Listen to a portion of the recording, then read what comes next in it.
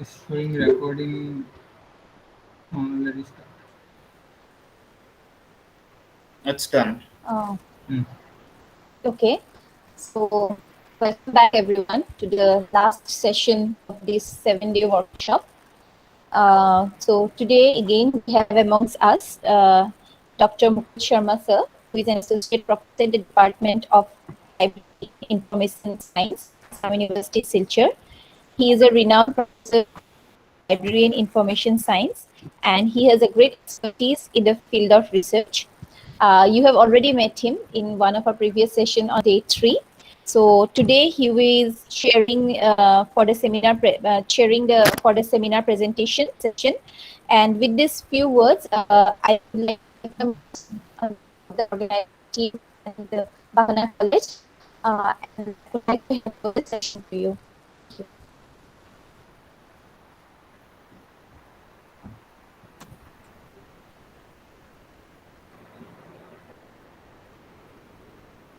Over to you, sir.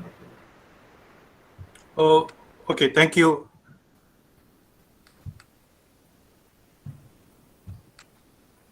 Yeah, your last sentence I couldn't hear properly because your voice was breaking.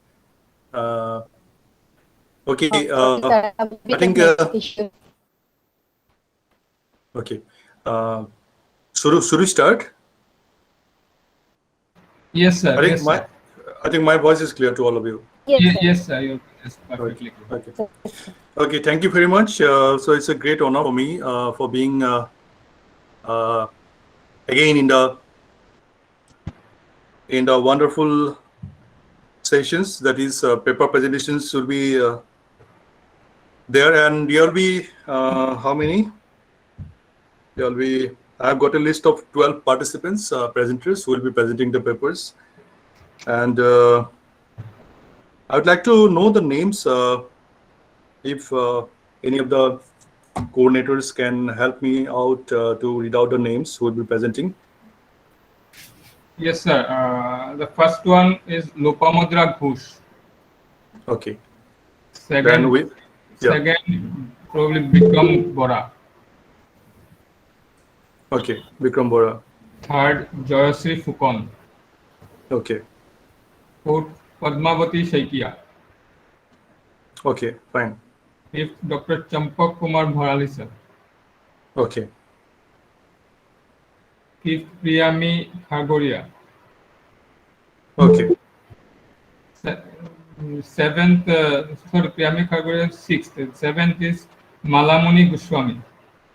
Okay. Eighth, Sushmita Chanda. Mm-hmm. And the ninth, Kobita Fukon. Okay. 10, Ajit Kumar Bora, sir. Okay. 11, Dr. Kasturi Goswami, madam. Okay. And last but not the least, Krishna Rani Bora.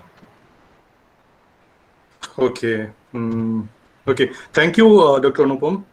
So what will be the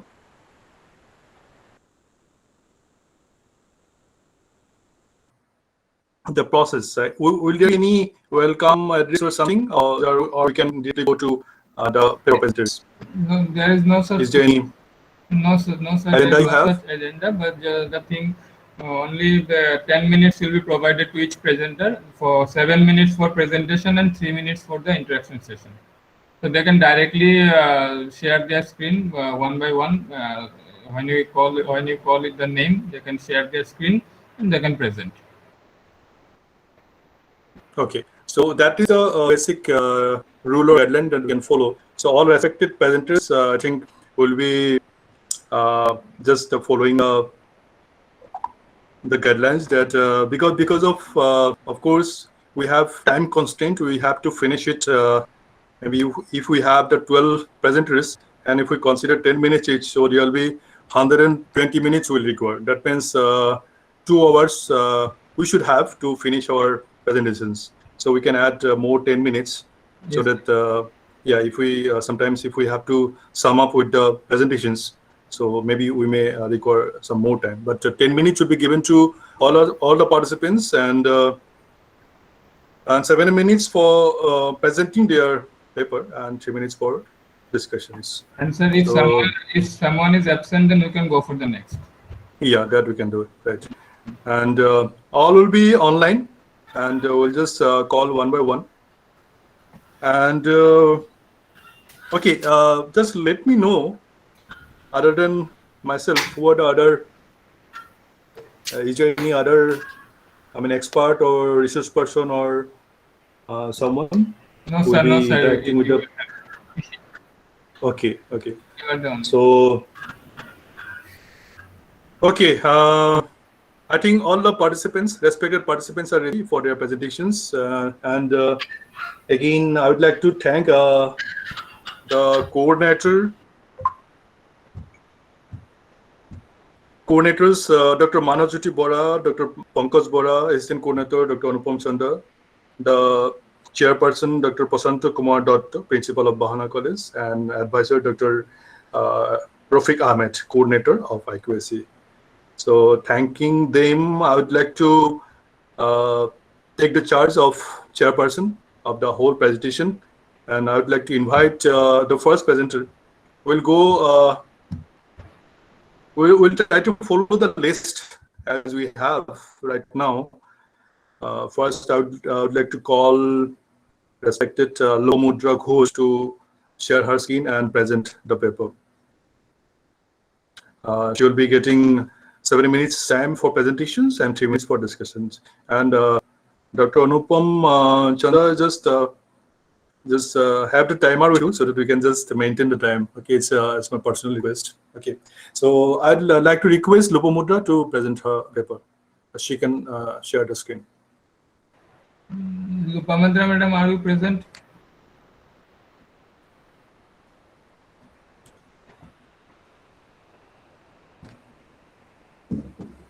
Lopamudra, madam?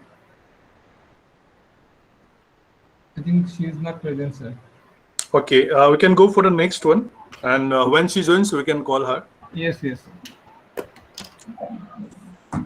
Yeah, next is Bikram Bora. Yeah, Bikram Bora, I think he is Yeah, I'm there here. with us. Yeah, thank you. Just give me a moment to share my screens. Yeah, please. All right.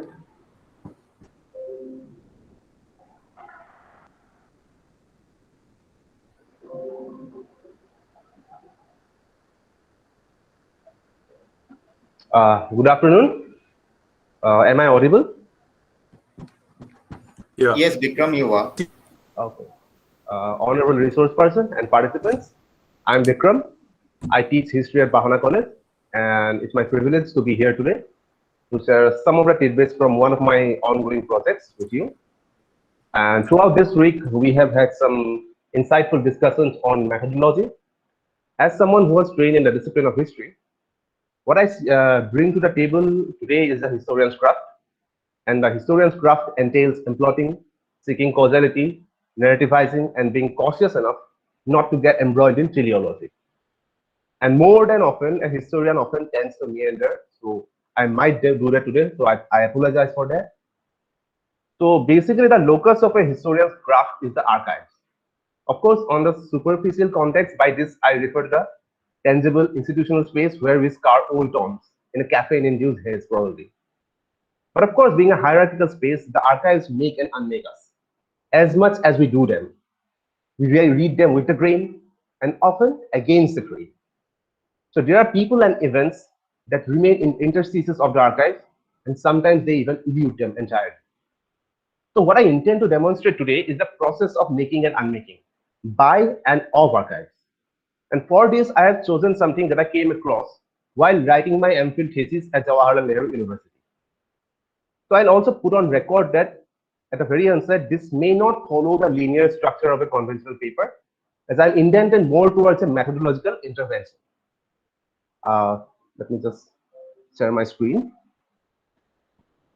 So in the screen, you'll see an image.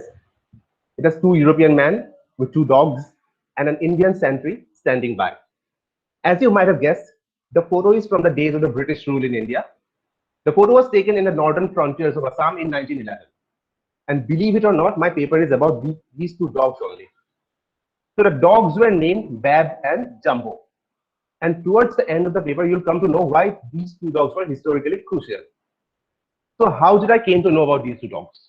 Well, I first came across them while reading some old government documents for my thesis in the National Archives of India in New Delhi. Suddenly, one day, my eyes were drawn towards an official telegram from 1911. The telegram said, 2 dogs have arrived in Assam from the kennel of Mr. Richardson in Britain. I was peculiarly interested. Who is this Mr. Richardson? Why is he sending dogs? And what is his connection to Assam? And seeking these answers led me on another quest.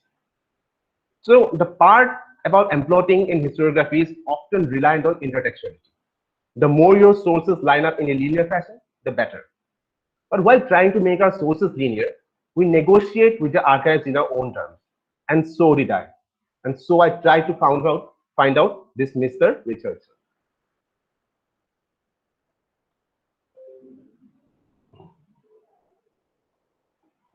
So this is Mr. Richardson. So his real name was Lieutenant General Edwin Hottenville Richardson. And he was the first person in Britain who trained dogs to be used for military. Richardson and his wife lived on the eastern coast of Scotland, and there they raised and trained dogs for the armies of various countries of continental Europe. But ironically, his home country Britain had never used dogs for police or military works. And in an Europe which was gradually moving towards war, Richardson didn't want Britain to lag behind. But whenever he made any proposal for using dogs for the government, he was rejected. The reason was British public perception, which viewed the dog as a feral, ferocious species, and hence unsuitable to be deployed in a civilized context. So if Richardson wanted to gain acceptance for his dogs, he had to prove that these dogs could actually be used in battleground and are not ferocious. But where could he conduct this experiment to show the efficiency of dogs? The ferocity of the dogs was the chief cause of concern for their uses in the urban public sphere in London. But in the so-called wild, savage frontiers of the British colonies, this ferocity translated into a measure of canine competence. Why? Because in the racialized politics of warfare in the colonial hinterlands, this could have been legitimized on the civilizational schema of what we call la grande carré. To put it very bluntly, you can't experiment with dogs in a white man's land, but in the colonies, you are free to do so.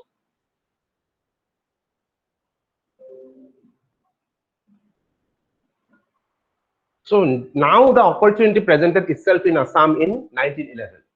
Earlier that year, a British official was killed in the mountains of what we now call Arunachal Pradesh. In response, a British military expedition was sent to the mountains. The idea was to punish the villagers involved, or alleged to be involved. The commander of the troops wanted to use dogs during battles on an experimental basis. And so he wrote to Richardson. And Richardson was only waiting for this. So he sent these two dogs to Assam.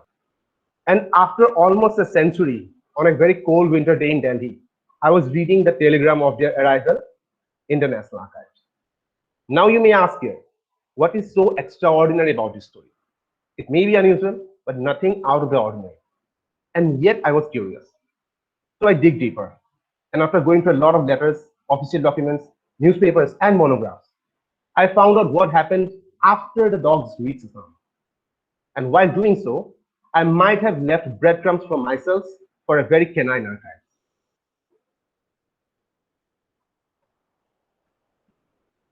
So what happened was, these two dogs were taken for a very military expedition in Assam. And actually, they proved to be very efficient in battlegrounds. So when they came back from the expedition, the British government of India awarded their dogs with medals. And now almost everyone in the official circle started believing that dogs could actually be effectively used for police and military work. A couple of years later, when World War I began, Richardson was permitted by government to open the first ever dog training school in Britain. These dogs were later engaged in the war, and Richardson's model of training dogs later paved way for canine units in most of the modern armies. Now, if we want to draw a linear causation, in the most essentialized way, it will be It is only because research on sent these dogs to Assam, people became aware of their usefulness. And now dogs began to be recruited in the army. To put it even more bluntly, the construction of the modern military dog was perfected in colonial Assam, but through globally felt discursive shift.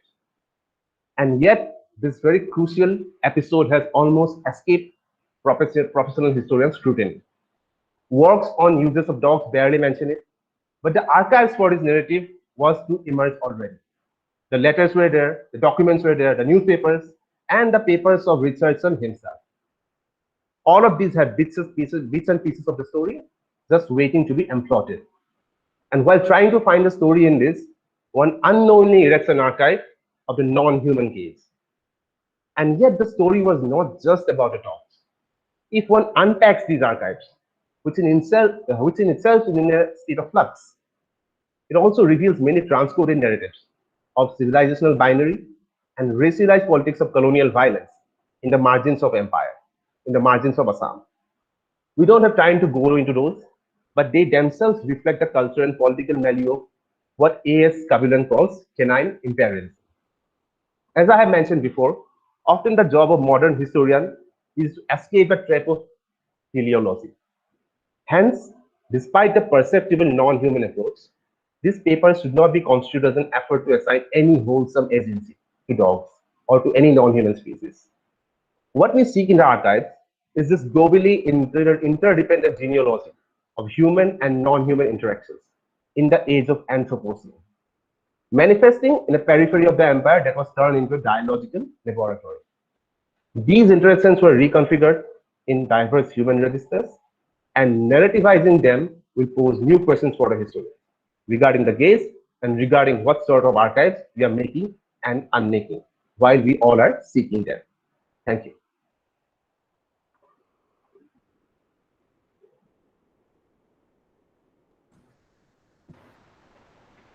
Yeah, thank you, Mr. Bora, Bikram Bora. It was really a nice presentation.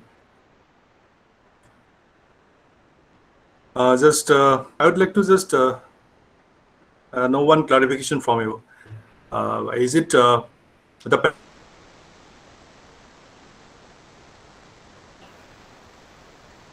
presentation is all about a paper, Yes, sir. or it's a study, or what? I mean,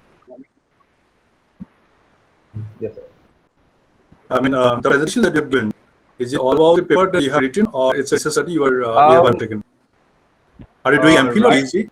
MPhil I have done. MPhil is done, I I think. was enrolled in PhD in JNU, but due to the lockdown, I could not submit. So I'm still waiting for it. Okay. Is it your PhD topic? Not exactly. My topic is mostly on colonial violence in Assam. But Okay. it's a part of, it's Okay. basically while I was going through my sources, my primary sources, so I could actually find the bits and pieces of the story. And then the story Okay. emerged. And then I realized that actually the story is it's already there, thus we need to find it. Actually, the archive is there, and we may need to just reconstitute it. So it's more of a, I'd say, a methodological question rather than a project that I'm undertaking. So maybe it's a bit ambitious or maybe it's a bit incoherent, but I'm just making an effort. Yeah, because this is a historical study, you are completely dependent on the materials available, on different, source of informations. So you have collected these images, pictures, which are very rare.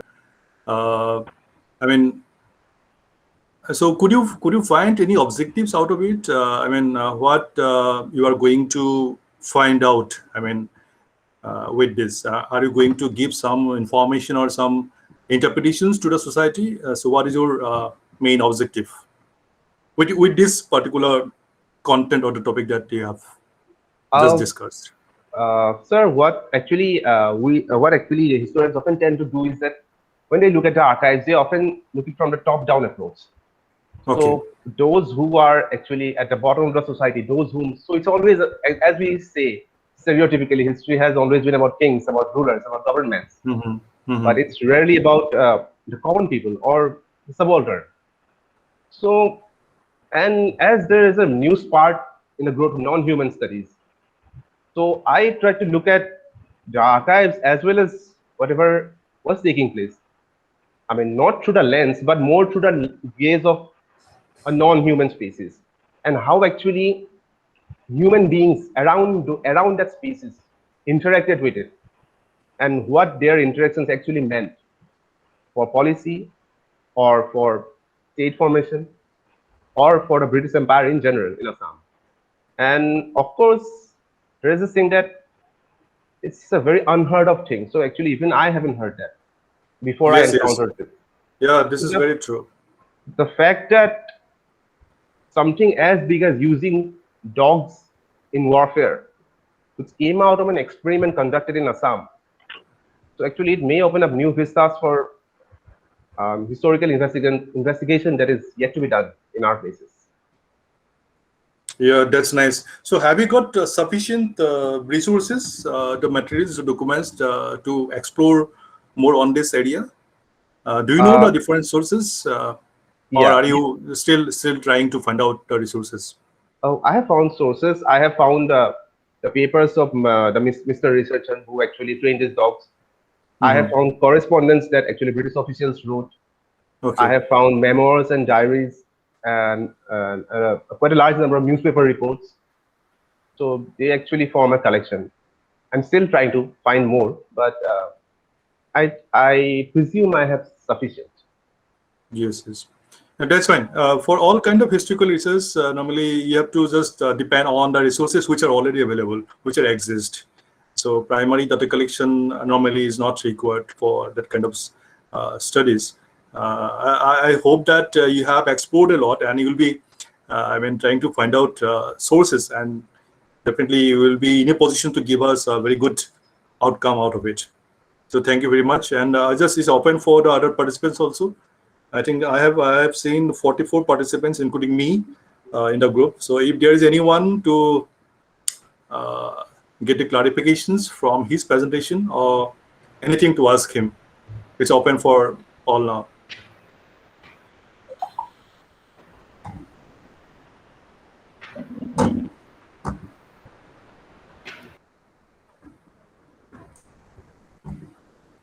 In the chat box also, they can put the questions. I think, yeah, none of you.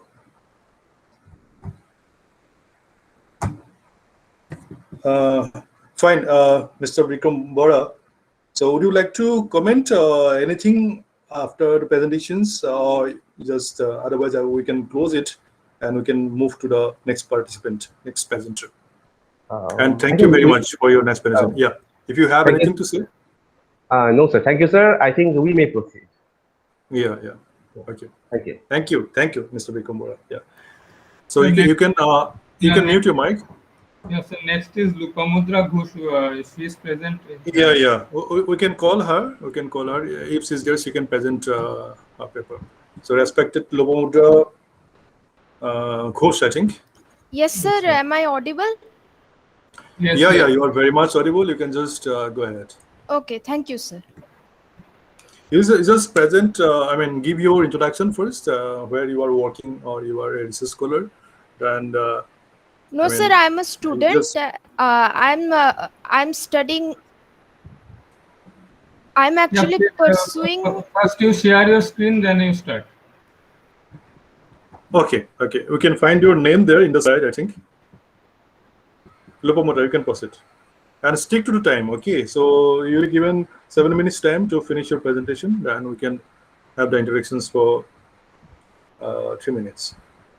Go ahead. So I'm a student. I'm currently pursuing my Bachelor of Arts degree in history, and I want to continue my study in international relations. So I do a lot of research in that. And I want to thank all of you for giving me this opportunity to present my paper in this platform. So to begin with, I want to present my paper on the topic that is research methodology that we can employ in doing international relations research and researches in political science and international relations in general, in international politics, if we call, if we want to say anything, or if we want to discover new approaches towards studying the subjects. Yeah, please make it a full screen, Miss Lopamudra. Click on slide share, slide view. This one near the zoom button. Yeah, you can go. Or you can just click F5. The last one, last button. Click on the last button.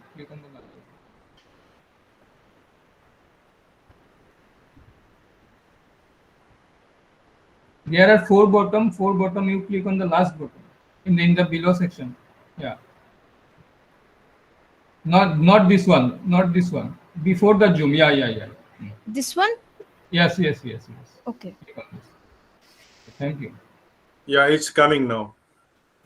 Okay, so this is my topic, and then to begin with, I will like to first raise the question, like why this at all matters?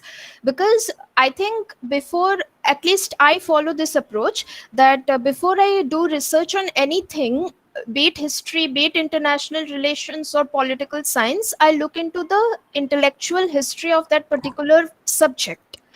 And why do we need to do this? I mean, why intellectual history of international relations? Why this matters to us? Well, this matters because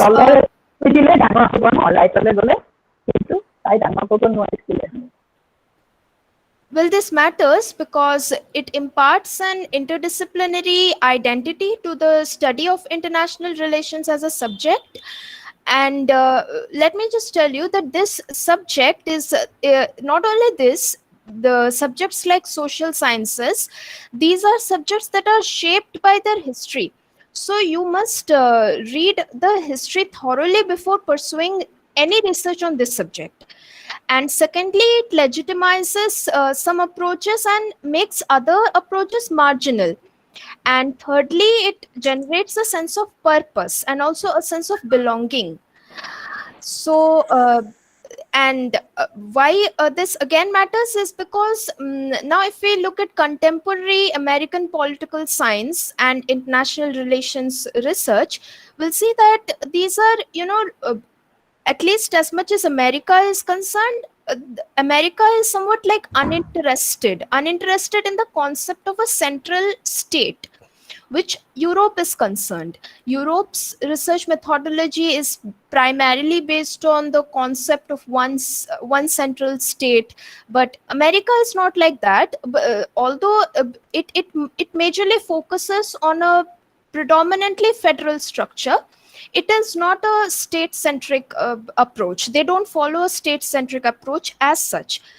And this in part reflects that different modes of governing, and also the framing of the foreign policy. But I will also like to add that American political science and international relations researchers were shaped by a notion of the state that was derived from previous German traditions, like German ethical traditions, and it was supplanted by a proto-behavioral sort of revolution. Next, I will come to the early origins of international relations research in US as such.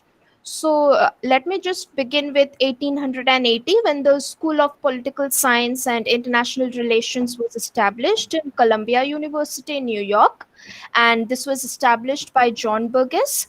Then we have John Hopkins in Baltimore. We have American Political Science Association, which was founded in 1903. And we also have, I would like to point out here that the President of America, Woodrow Wilson, who played a very important role in the First World War, I mean, during the end of the First World War, he was also a member of this American Political Science Association. Next, I will come to the driving forces. The driving forces behind the growing interest of international relations research. Because why are people getting more and more interested in doing research in international relations? What drives them? The answer is very simple, because expansion that we are finding this to be increasing, because there is an expansion, there is a rapid expansion of undergraduate population from 54,300 in 1870 to 597,200 in 1920. So this creates a new demand for new courses, and by new courses I mean new courses in social sciences, in which dominant and subjects also are getting more and more dominant by theology. There are more and more number of progressive movements that are taking place, like various movements like urban class movements, etc. So these can be counted as driving forces. Next, if I come to the driving forces too, I mean there is also a lot of problems coming up with immigration and immigrants policy. And I think the US and the developed countries, they have developed an urge to socialize their wave of immigrants in the last quarter of the 19th century. If we see, I mean from the last quarter of the 19th century. So what happened was there was a growing importance of teaching and learning history, social science, political science, comparative politics, civics, international relations in schools as well. So and along with that, there was a strong German influence on development of the subject in US, as I mentioned before. And this reinforced more and more during the interwar period. I mean by refugees, because we know that there were many refugee crises during the Second World War period. And because of this, still now we have witnessed Israel and Palestinian issues so much dominant, at least even during these days.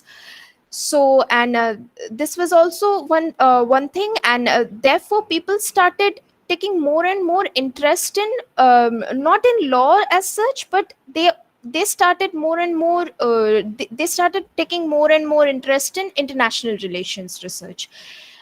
Next, if I uh, now let me just tell you about the different schools of thought regarding the study of the subject.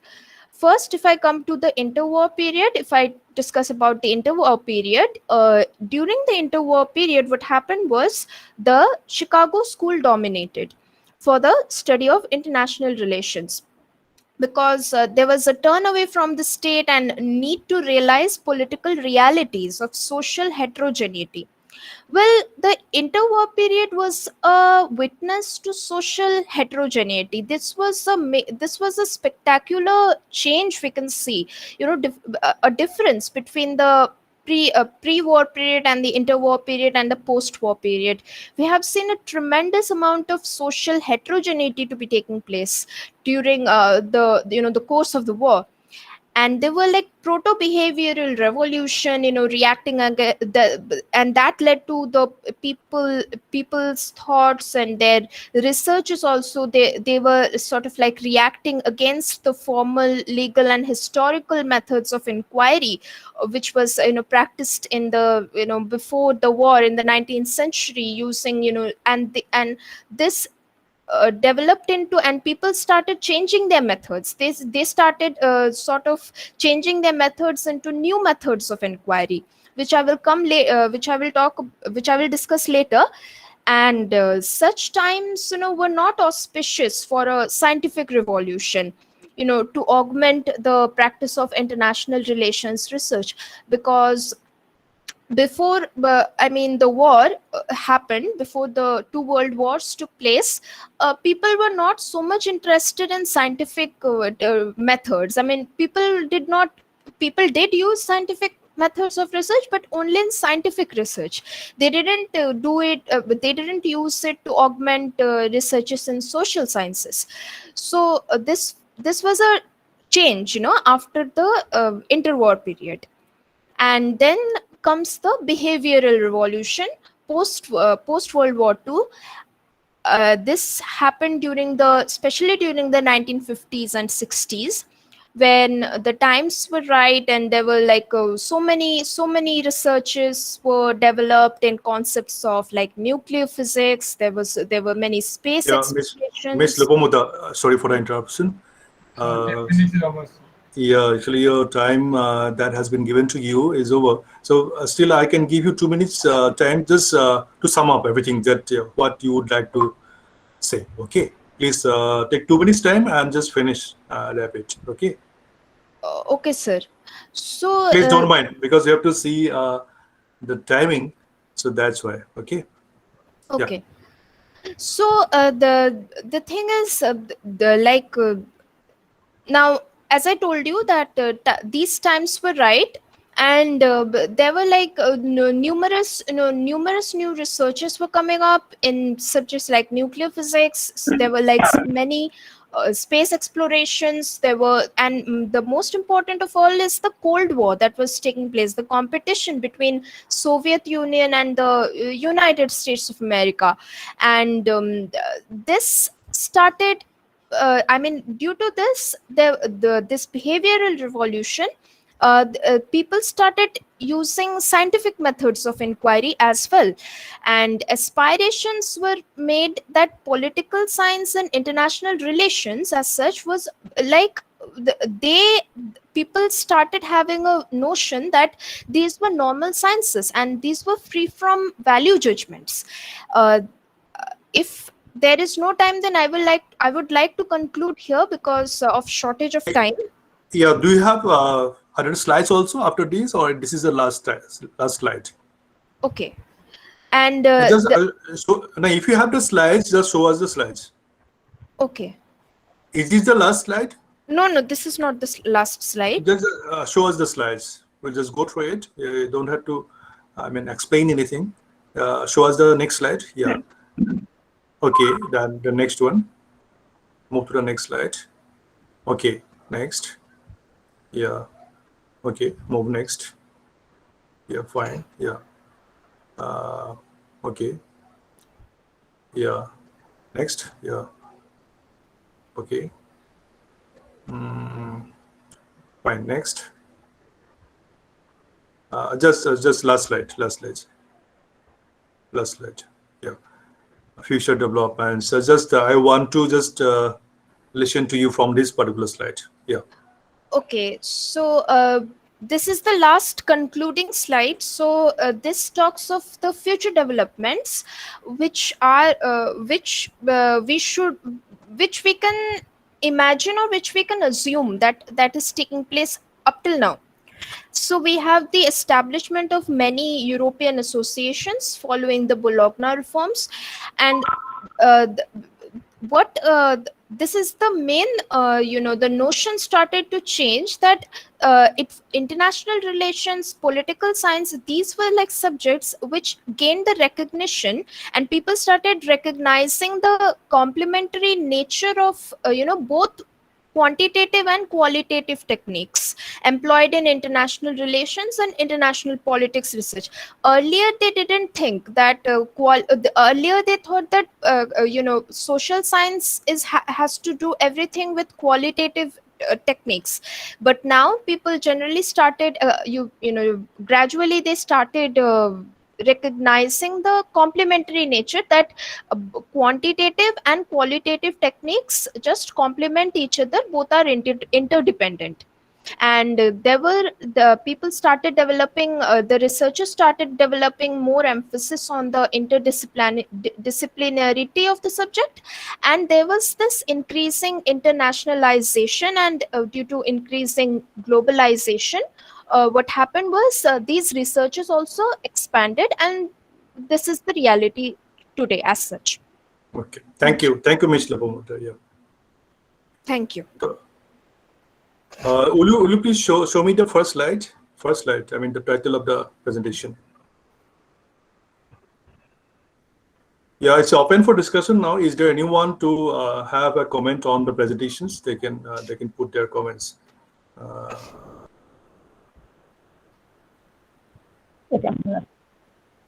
Is there anyone? Okay, Ms. Lopamudra. So I must congratulate you for the confidence and for the courage while showing the presentation. And you have done extensive study on the subject that you have just shown to us. I'm being a student of history, and you are in third semester? Yes, sir. I'm in fourth semester, BA. Fourth semester. Okay, BA fourth semester. Yes. Thank you very much, Lopamudra. But I would like to just point out one thing. Yes, Because it has been one kind of historical study. That means you have gone through some secondary sources of data and you have collected the resources, the materials, the literature. You have gone through it, you have consulted, you have studied it, and out of it you have got some conclusions, right? Yes, sir. And you want to give a message to the society. So this is the fact, okay, which was in the past, and what is the trend from those days, the old days, and what is the present and what is going to happen in future. So just your message was something like that, and I believe that you have done a good study on the resources. But regarding the topic that you have shown to us and your discussion, it's not. So I wanted some matching between these two. That topic should have been a little bit different. Okay. Research methodology employed in international politics. The term research methodology is not required in the title. So you can directly talk about the topic itself, right?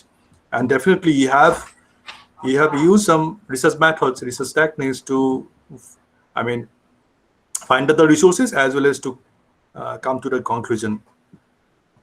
Otherwise, everything was fine. So I expected, that you would be definitely doing it. And just regarding the topic, just I wanted to make a comment. But the study that you have made is extensive, and you can just work on it. And maybe in the masters, you will have enough resources. You will get the big libraries in the universities. You can go through the literature which will be available there, and you can make a very good study. Thank you very much, Lopamudra. Thank you very much, sir. Thank you. Yeah. So we can call now the next. Joyasri Fukun, sir. Yes, sir. Yes, sir. Am I audible, sir? Yes, madam. You can share your screen. Okay. Presentation screen.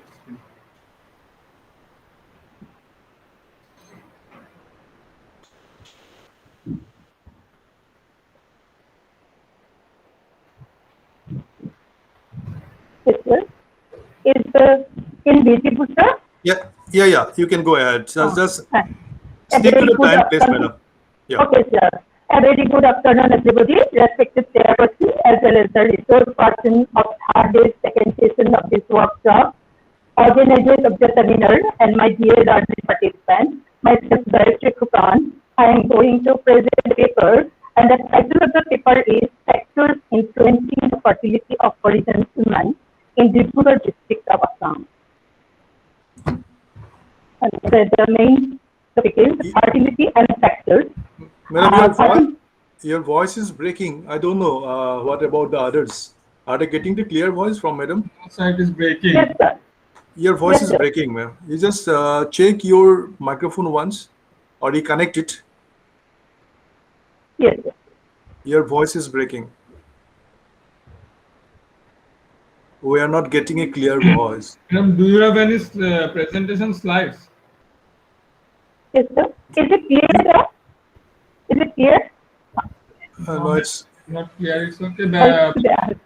Do you have any presentation slide? Okay, sir. Yeah. Okay.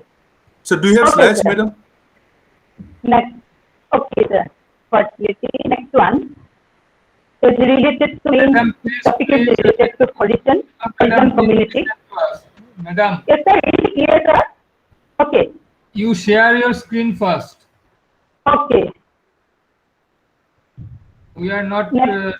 We cannot see your presentation slide, so you please share your screen first.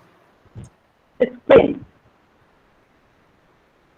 We can only hear you, not your screen is not visible. Your presentation screen. Okay. Madam, আপোনাৰ presentation আছে না PPT বনাইছিলে নেকি madam? Yes, sir. It's PPT. I'm sharing the PPT. আপুনি PPT খন share কৰিব কেনেকে share কৰে আপুনি জানে নেকি madam? নাই share নাই হোৱা। আপুনি share screen নাই হ'ল sir? নাই হোৱা।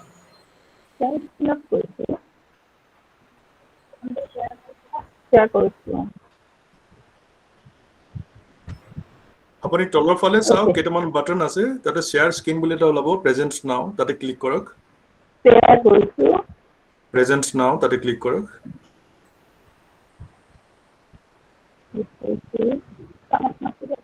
তাৰপিছত স্ক্ৰীনখন সিলেক্ট কৰক it is still no it's not still not coming অহা নাই এতিয়াও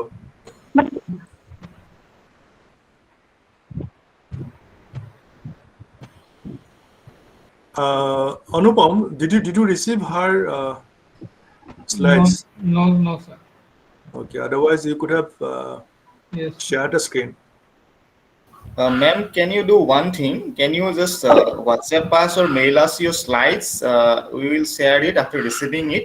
And in the meantime, Okay. sir, can we proceed for the next presenter? Yeah, that we can do. Okay, sir. I will send it by email. Yeah, Okay. madam, just send a slide, the presentation slides to. Yeah, just wait for some time. We'll move to the next presenter. After that, we'll call you. Okay. Yeah. Share correct. The next is Okay, sir, I'm sharing. Okay, sir. I'm sharing it. Oh, here is the card for change.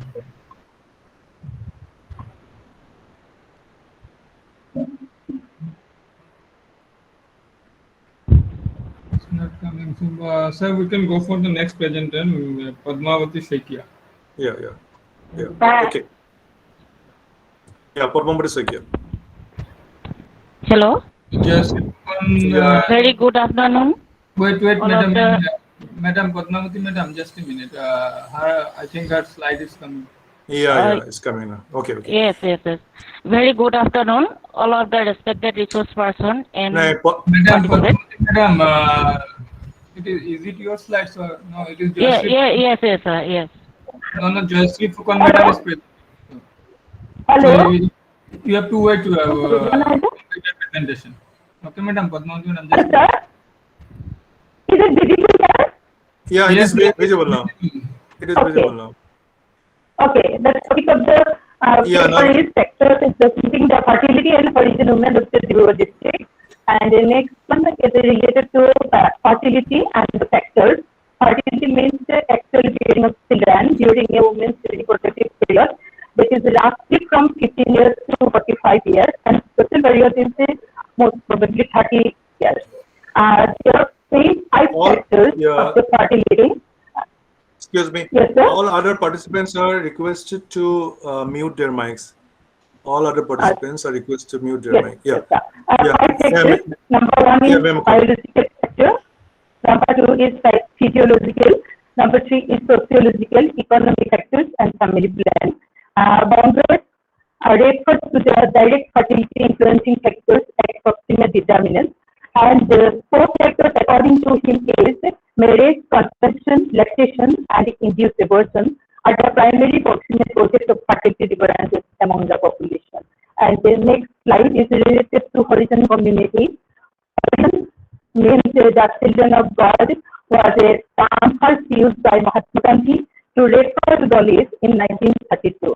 Horizons are recognized as a Locus people, although there has been some studies on horizon population, but these are inadequate to provide information on various aspects of fertility determinants.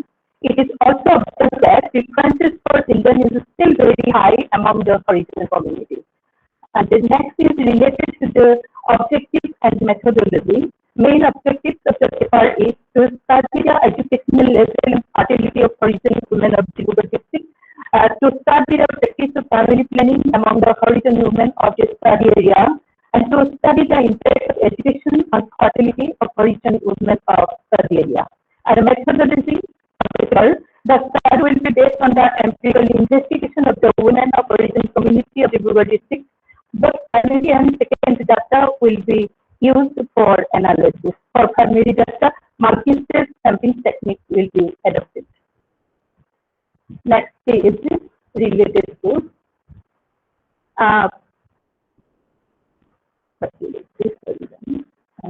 next slide is related to sample size.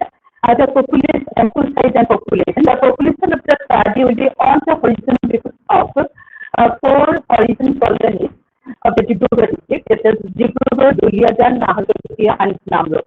At the very beginning, we shall select the 4 colonies of horizon population. Then we will take the horizon women out of the total horizon population. And then we choose the horizon women who have at least one site. Next is sample size. About 150 samples will be selected for the study. Fertility in horizon inhabitant area is high for low age of marriage, low educational status, occupation, monthly income, family type, etc. Preference of the male side is the most important factor that has affected fertility in the study population. Next is age-based marriage. The index marriage has the greatest inhibiting effect on fertility in horizon inhabiting area of Dibrugarh. In this community, they prefer to marry in the age group 50 to 20 years. We know that the reproductive span of female is 30 to 35 years. It is highest between 20 to 25 years. The age of marriage of 150 horizon women varies between 40 to 30 years. The highest percentage is seen in 14 to 20 years. And as per our study, below 20 years, total number of women is 9 numbers, 20 to 24 years, 54 numbers, 25 to 29 years, 5 numbers. Next slide is related to education. Education plays an important role in influencing fertility. In countries where the percentage of literacy is high, fertility is low. In my study, among 150 numbers of women, there are only 4 SS20 women. Among the female literates, 55.33% are the primary standard, 36.67% are the high level, and only 2.67% are SS20. On the other hand, there are only 2 SS20 men among 150 numbers of people. It indicates that educational status is very poor among horizon communities.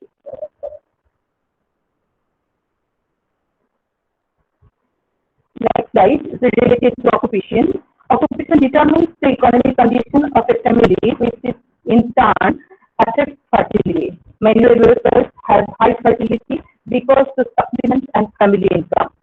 They want more working hands in the form of children. In my study, amongst the males, the highest percentage is 9.33% in municipality cleaner category. The second highest is 25.33% are in professional and miscellaneous activities.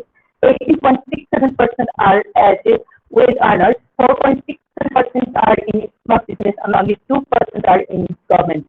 Among the females, the highest percentage is 56% engaged as housewives. 40% are as wage earners.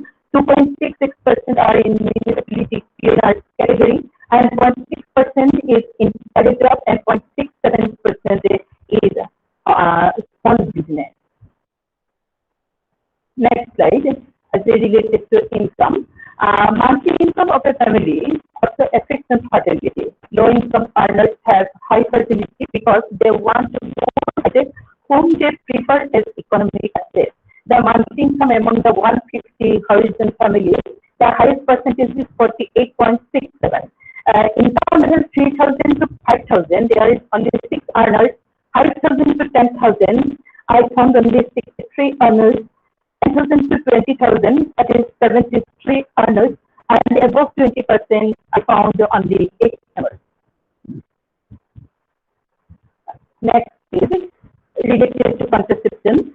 The practice role in fertility education. It was established that contraception had the least effect on infant fertility reduction in horizon in the area of Dibrugarh district. The major cause of high rate of fertility among horizon community of Dibrugarh district are creating some major problems as high population growth as well as unemployment, low economic conditions, lack of proper health facility, low level of education, low prevalence of family planning methods, etc. Fertility of origin community of Dibrugarh district is very high as compared to the state fertility rate. In my study, among 150 origin women, only 40 numbers of women adopted birth control methods. Next slide is a discussion and conclusion. In this paper, we produced a simple analysis through field study on 150 samples of origin women of Dibrugarh district. The main purpose of the study was to establish the impact of education on fertility of origin women of Dibrugarh district. We noted that fertility of origin women is comparatively high. At the time of study, we found that due to low educational status among origin women, they faced so many problems. Due to early marriage, their reproductive span is high. As a result, we found that birth rate is high among them. In the case of origin, we have seen that due to lack of proper education, they are not eligible to government jobs. We feel that the first and foremost need is to improve their educational status because without education, no thing will be fruitful. From that book study, we can conclude that having proper education is very important for any community. So my opinion is that enlightened and educated people of the society will be try to help them and they make awareness about the benefits of this community. And this is all about my paper. And thank you so much. Yeah, thank you very much, Joyce Madam. Now it is open for discussion. Is there anyone to put any comment on the presentation or any discussions on the topic from the participants? Hello, sir. Yeah. This is Padmakshi. Yeah, Padmakshi Kakati. Sir, just I wanted to throw some light regarding the presentation because ma'am has presented well, I know. Yeah, please. Yeah. Sir, just because I was associated with a project like in ICSSR in Shillong. So I was there in a project and then I was conducting a research on those lines, the same that ma'am has taken up. I was doing on the manual scavengers community in Assam, Tripura and Manipur. So I would just like to throw some light on Assam because since my area was also, I was interested in Assam. So Okay. One important thing ma'am could add in her paper is the migration issue, sir, in this, because Okay. there are many migrant workers, manual scavengers, like I'm talking about the ladies, I mean women, because since we are talking about the fertility rate, so what happens is there are many intrastate and interstate migration happening amongst the women because women are married off. There are many who have come from places like Bihar, Uttar Pradesh. Yeah, that's true. settled That's down. true. Yeah. So this is one point which ma'am can input in her paper, that it will be a good, I think, insight which she can throw upon, because we conducted the research even in Dibrugarh, we conducted in Nalbari, we conducted in Nagaon. So we know the prospects, what happened actually. And then another thing was that rural and urban migration. There was a tendency from people migrating from the rural belt to the urban belt, that is city dwellers, the ones who have settled and who have migrated from places like rural places, remote areas to the cities, and that happened more of cases in Tripura. We have seen that because when we were conducting the research, this problem was there in Tripura because there were more of a population from the rural to the settling down in the urban belt. So this points I just want to say, because these are things which we skip normally, because migration is a very delicate issue which has been happening among the migrant workers while we talk about the manual scavenging group, because she is talking about Harijan women So I guess this is I not guess, I know it is a part of the manual scavenging who does the manual work. Those we call as the sweeper class. So we have to look at those things even while we are talking about the fertility rate, and that reproductive health also some matters regarding this, because while we're talking of reproduction, this lady, often we have seen these women also do the sweeping, I mean the manual job like cleaning sewage tank. Even there are examples, if ma'am can throw some light on such issues, if she can bring up some case studies, I think it will be a very interesting and fruitful paper in the long, I mean a good research topic, I guess. So, and thank you so much, sir. This was the thing I had to say. Thank you, sir. Yeah, Madam. Yeah, thank you very much. Thank you very much for your service. Thank you very much for your service. Yeah, Joshi Fukun, you just, I think you have heard what Pormakshi Kakuti has said. She has rightly pointed out, I mean, some of the important aspects of your year. So you can just think of it. Yes, sir. Yes, sir. I have collected some data related to migration, because I have collected the data from different districts of Assam. Yes. Already in this paper, I have proposed on the Dibrugarh district, but the 8 districts I have completed now. So migration data also, I also collected the migration data also. Yeah. So, And ma'am, you can even make a comparative study. I would suggest, like there we have presented a report to ICSSR. So you can also take help of those reports, because that will help you in the long run. Like people, how they have tackled the problem in Tripura and Manipur as well. So I guess that will be a help. Thank you. Thank you. Okay. Thank you. Wonderful presentation. Thank you. Yeah, Joshi Fukun, would you please go to your methodology slide? Methodology. Yes, sir. Yes. Just please move to that slide.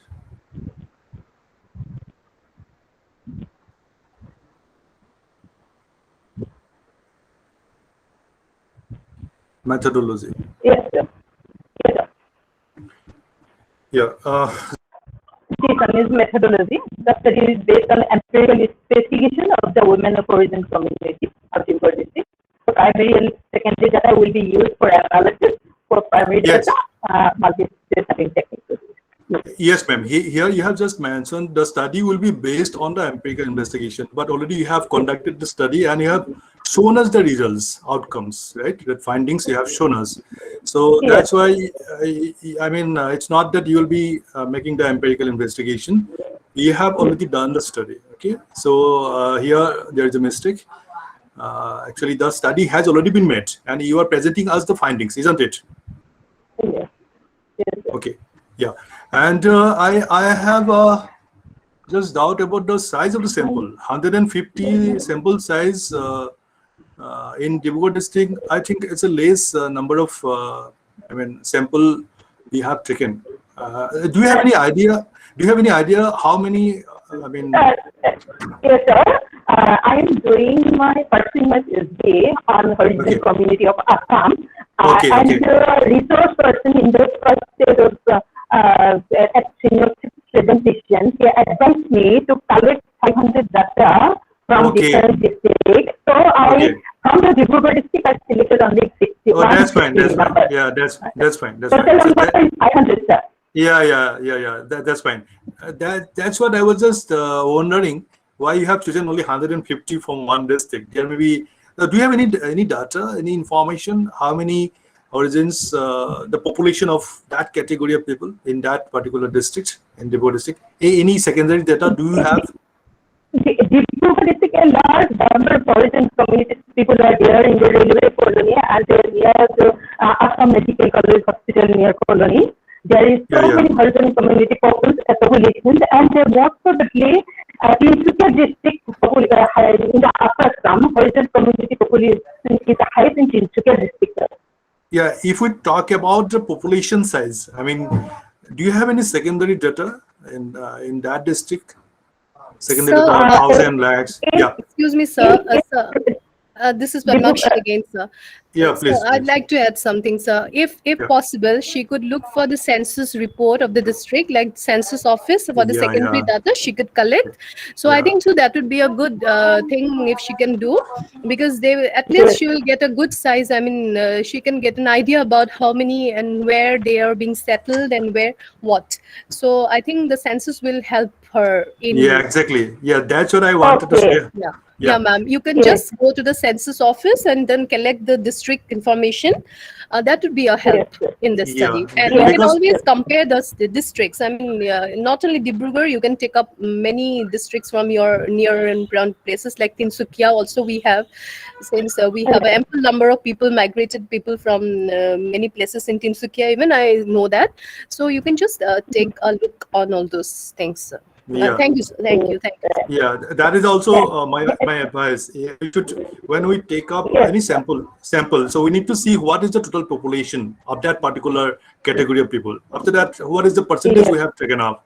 So I think just we should put some secondary data over it. So 150 sample size out of what? Out of how much? That information we must have. Okay, thank you very much. So we have to move to the next presenter. Thank you. Yeah. Thank you, sir. So our next presenter is who is our next presenter? Dr. Anupam. Padmavati Saikia, we can call her. Padmavati Saikia. Yeah. Yes, madam, please stop sharing. Madam, are you there? Can you share the screen? Yes. Padmavati Saikia. Yes, sir. Yeah, you can go ahead. Please. Very good afternoon, all of the respected resource person and participants. You share My the paper. screen. You please share the screen. If you have the presentations with you.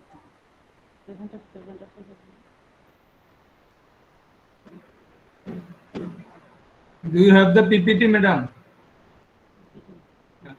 And please Yes, make sir. it within 10 minutes. We have a shortage of time to inform all of Sir, you. subject matter of my study is rural economy and women empowerment, a case study in the place of Borghuloni of Dibrugarh district.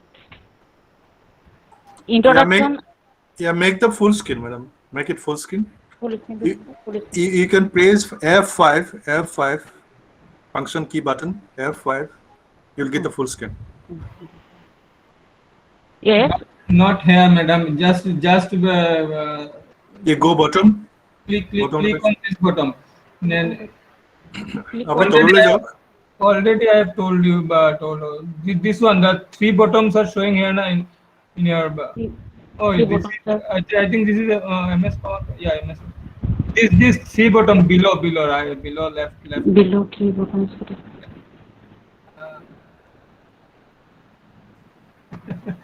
Go to slideshow. You go to main menu, home, insert. Then we have slideshow. Is there slideshow? Slideshow. Click on the from beginning. First one. Yes. And please try to conclude it within 10 minutes. Sorry, sir. My subject matter of the study is rural economy and women empowerment, a case study in the place of Borghuloni of Dibrugarh district. Next. Introduction of the study. Women empowerment is the process by which women becomes empowered to take their own decisions for their personal benefit as well as for the benefit of the society. Empowerment of women means empowering them physically, mentally, socially, educationally, politically, and economically. On the other hand, the women of a country have to play the most vital role in all-round development of a nation. India, a third world country of which half of the total population are women. No society of the world can develop without women empowerment. In Assam, the rural women have a great contribution to agriculture and allied activities such as crop cultivation, especially rice crop. Women workers engage in various allied activities like transplanting, harvesting, wooding, etc. Nowadays, participation of women in economic activities of rural areas is also an important factor of socio-economic empowerment in rural women. Now, objective of the study of my paper, we study about the economic and allied activities of the rural women. To study the economic and allied activities helps them to empowerment of rural women or not. Methodology of the study. In my study, I have adapted Barghugloni village of Dibrugarh district. Both primary and secondary sources of data were used in the study. Primary data are collected through interview schedule, and secondary data are collected through books, magazine, newspaper, etc. Subject matter of the study. Economy is a basic structure and superstructure of human society. In rural economy, mainly based on agriculture. Agriculture is the main occupation of the Barghugloni village. They are mostly cultivators. Every family has sufficient land for agriculture. At least one granary is seen in every house. The practice both Ahu and Sali paddy. Besides paddy, they raise mustard seeds, pulses, potatoes, ginger, brinjal, sweet gourds, chilies, pumpkin, beans, etc. They are also good horticulturists. They cultivate banana, pineapple, guava, lemon, etc., which are their major horticultural products. They sell these articles in the weekly hats or market. At the time of harvesting paddy, the villagers work collectively in the field of each family by them. The women folk also assist their men folk in producing all sorts of crops. They take an active part in the rearing of crops, transplanting the paddy, seeding and reaping the harvest when it is ripe. Dheki, paddy huxing instrument, is used by women for huxing paddy to prepare jalpan such as sira, hurung, komal saul, hando, etc. The poultry is a popular earning practice. Among the villages of Barghugloni women, they rear hens and ducks. Cattle rearing is also an important work. Among them, they rear cow, goats, pigs, etc. Wearing is an important household industry for every family. Rural women are very expert weavers, and most of the domestic requirements such as bed cover, mekhela chador, gamusa, etc. Some women sell these articles for the needy people and earn money. Nowadays, their economic and allied activities are commercialized at all. Then, self-help group is of the paradigm of his villages. Self-help groups develop saving money among the rural women, and the collected saving is used to giving loans. They can use this money for fulfilling their needs and also improve their networking business. Many programs have been implemented and run by the government, such as International Women's Day, Mother's Day, etc., in order to bring awareness in the society about the true rights and values of the women in the development of a nation. Besides agriculture, some of the women have been engaged in service, and some of the women engaged in plucking tree leaves of his own tea garden to earn money. Conclusion, rural women are resourceful economic agents who can contribute to the income of families and the growth of societies. It is a women who participate economic and allied activities can bring desirable social change in their own localities. Today, we have seen the rural women occupy the respectable positions in all walks of the field. Empowerment of women is very necessary in our society, because unless and until women are empowered, there can be no progress. It is a reference book, Sunwal Mohan, Sunwal Kosari Samaj और संस्कृति, Sunwal Parul, Sunwal Kosari Samaj संस्कृति, उत्पल शइकिया उत्तर पूर्व भारतर समाज, Saikia JP उन्नयनर समाजपत्र. Thank you, sir. Yeah, thank you, madam. Your topic was very, very good. It's open Thank you, for it's open for discussion. If there is any participant who would like to add some comments or put some opinions about the presentation, so it's open now. Okay, sir. So can I say something? Yeah. Yes. Hello, Padmavati ma'am. This is Kasturi Goswami. It was a wonderful presentation. Thank you for the same. Thank you. Ma'am, can you just kindly go to your objective slide? Objective. Yes, ma'am. Yes. Yes, ma'am. Okay, ma'am. So your objective says it wants to study about the economic and allied activities of the rural women. And also, sorry, your objective slide is gone. Can you please go back? Yeah. And can you just click on it, ma'am? Objective slide.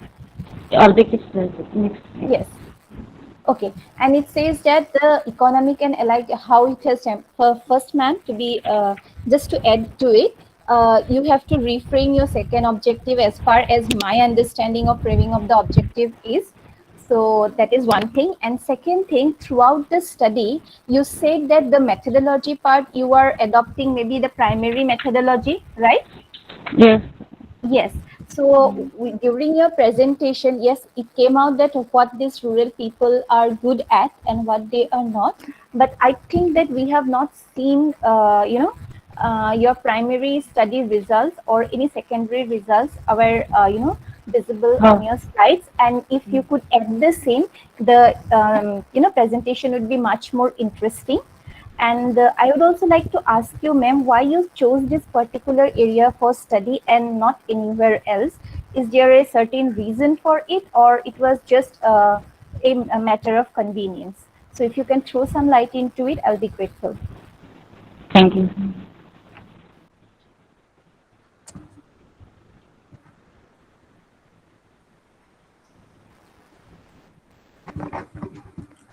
Ma'am, would you like to say anything? Because she has pointed out something. Sir? Yeah. Can I speak in Assamese? Yeah. Go ahead. Actually, Borghukulni place is the oldest place. So I select this place, and আৰু মই মানে সেইখন গাঁও মানে বহুত পুৰণি এখন গাঁও আৰু সেইখন গাঁৱত বহুত মানে আনলিটাৰেট মানে আছে মানে কেণ্ডিডেট বা গাঁওবাসীসকল মানে অশিক্ষিত ইলিটাৰেট আৰু সেইকাৰণে মই মানে কিছুমান দেখিলোঁ যে বৰ্তমান সময়ত বহুতো তেওঁলোকৰ মানে পৰিৱৰ্তন আহিছে বা বিভিন্ন ধৰণৰ আঁচনিৰ জৰিয়তে তেওঁলোকে মানে শিক্ষা লাভ কৰিছে আৰু তেওঁলোকে বহুত মানে আগতকৈও মানে বহুতখিনি আগবাঢ়ি গৈছে ওমেনবিলাক তেওঁলোকে মানে অন্যান্য এলাইড এক্টিভিটিজ আছে তেওঁলোকে সেল্ফ হেল্প গ্ৰুপ আছে আৰু মানে বিভিন্ন ধৰণৰ তেওঁলোকে পশুপালন কৰিছে বা মানে কাপোৰ বৈছে এইবিলাক মানে বজাৰত বিকিছে বা তেওঁলোকৰ সেল্ফ হেল্প গ্ৰুপৰ জৰিয়তে তেওঁলোকে বজাৰলৈ নিছে আৰু তেওঁলোকে বহুতখিনি মানে মানি কালেক্ট কৰিছে আৰু তেনেকৈও তেওঁলোকে মানে এম্পাৱাৰ্ড হৈছে আৰু যিখিনি এতিয়া গ্ৰাম্যবাসীসকলে মানে তেওঁলোকে নিজৰ খেতিৰ উপৰিও আৰু এটা খেতি তেওঁলোকে কৰে মানে চাহ খেতিটো চাহ খেতি তেওঁলোকে মানে নিজকে ইনভলভ কৰিছে বহুত মানে হাজিৰা দিয়াতকৈ তেওঁলোকে মানে নিজেই পাত তুলিছে আৰু সেইখিনি তেওঁলোকৰ পইচা নিজৰ হাতত মানে ৰৈ গৈছে আৰু তেনেকৈও মানে বহুত তেওঁলোক ধৰা ওমেনবিলাক মানে এম্পাৱাৰ্ড হৈছে আচ্ছা ঠিক আছে বাৰু thank you and is there anyone to put any comment on her presentation So it's again Padmakshi. Okay please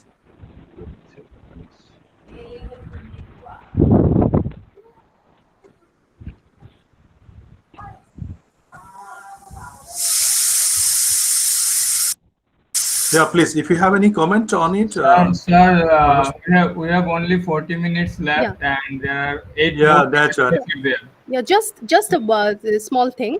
I just wanted to know if she's at all taking the note of men helping in this line, because are you only concentrating on the women since you're talking about women empowerment, and is there an option like you have kept in your research, like whether men are equally helping you in this process, like whether it is all women oriented thing you are doing? I just wanted to know out of curiosity, sir.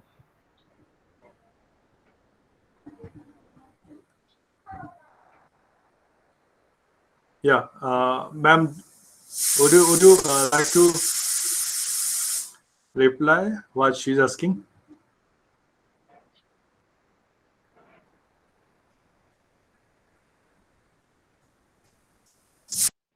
So we have less time. Anyway, thank you very much for the comments that you have put into the on the presentations. So my comment is, overall comment on the presentation is, as already have said one of the participants, regarding the objectives. Yeah, the objectives will be much more clear. Whatever we have seen, as she has already told, the second objective should be reframed. Yeah, that is true. And how to write the objectives here, the area should also be mentioned, on which area or which locality the study is going to be made. So that should also be clear. And regarding the methodology, what type of method one should adopt. If it is primary data collection, so what will be the sample size and what will be the other techniques to get the data? So that becomes very important. And regarding the secondary data, what is the population? We have got different sources of data to collect all those required data for a particular study. So we have to explore all those things. And yeah, topic is very good, but we cannot discuss more because we have less time and we have more participants. So with that, I'd like to just move ahead. And thank you very much again for the presentations. Now we can move to the next presenter. Yeah, Dr. Champak Kumar Bharale. Please try to conclude within 6 to 7 minutes, sir. We have very much less time, so sorry for this. Yes, can I start, sir? Yes, Yeah, yes. please. Okay.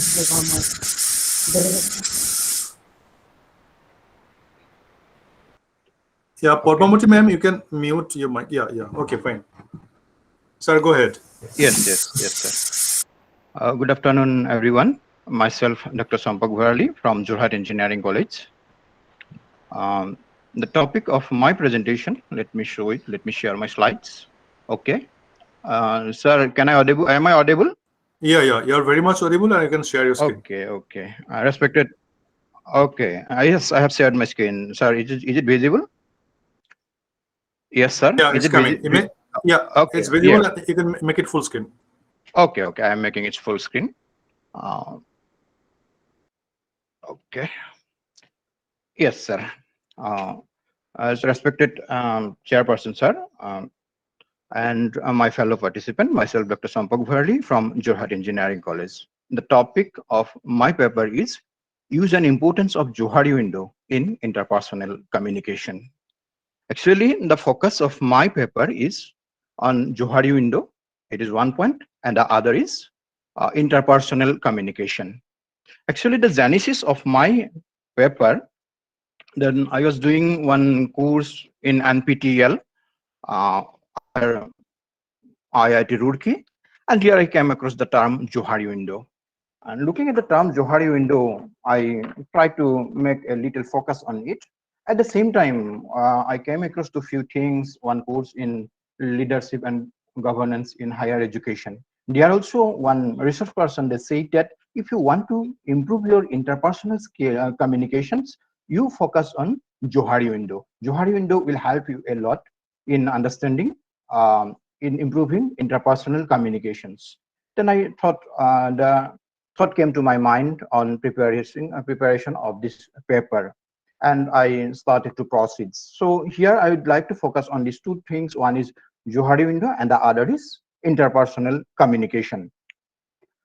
And I am in an initial stage. If I commit any mistakes, sir, please point it out. I will try to improve it.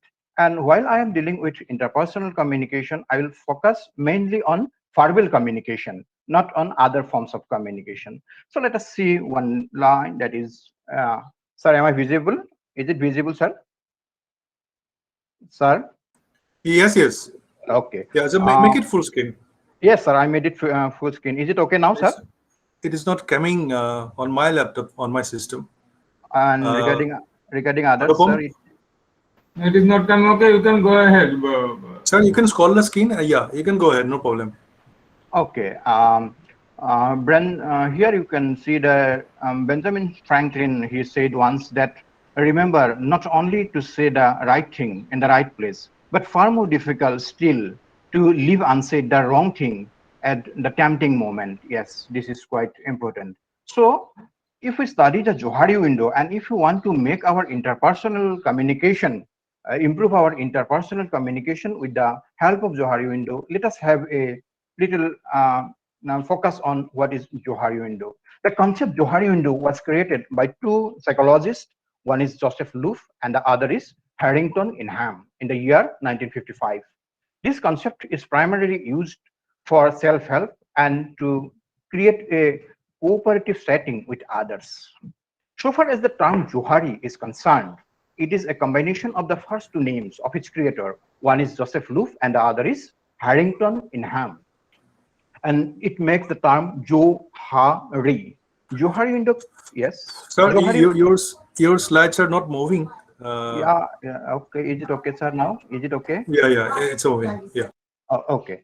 Sir, now we can see that so far as the term Johari is concerned, it is a combination of the first two names of its creator. One is Joseph Loof and the other is Harrington Ingham.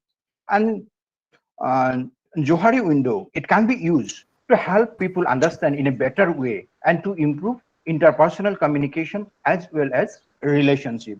And one more thing is that it is yes. The term Johari, Yes. Is it singular R or double R? Which one? Johari.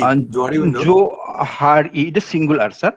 Singular. Okay. But the name of that second person from where the name came, Harri. There are two R. That's why I was just asking. I was just wondering. Okay. It's okay. You can go ahead. Okay.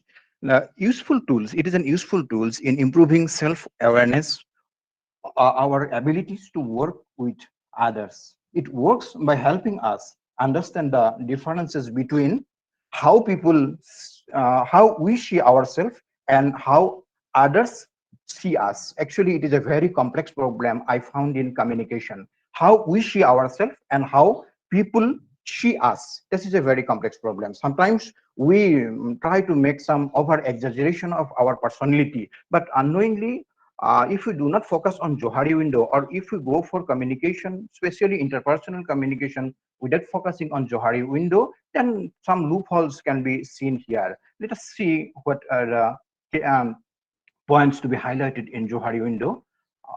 This one. Yes, Johari window allows people to communicate with the other people of the society and ultimately open up oneself and improve awareness. It also helps to people know the strength and weakness and help people to understand oneself and existence, importance and values of other members of his and her surroundings.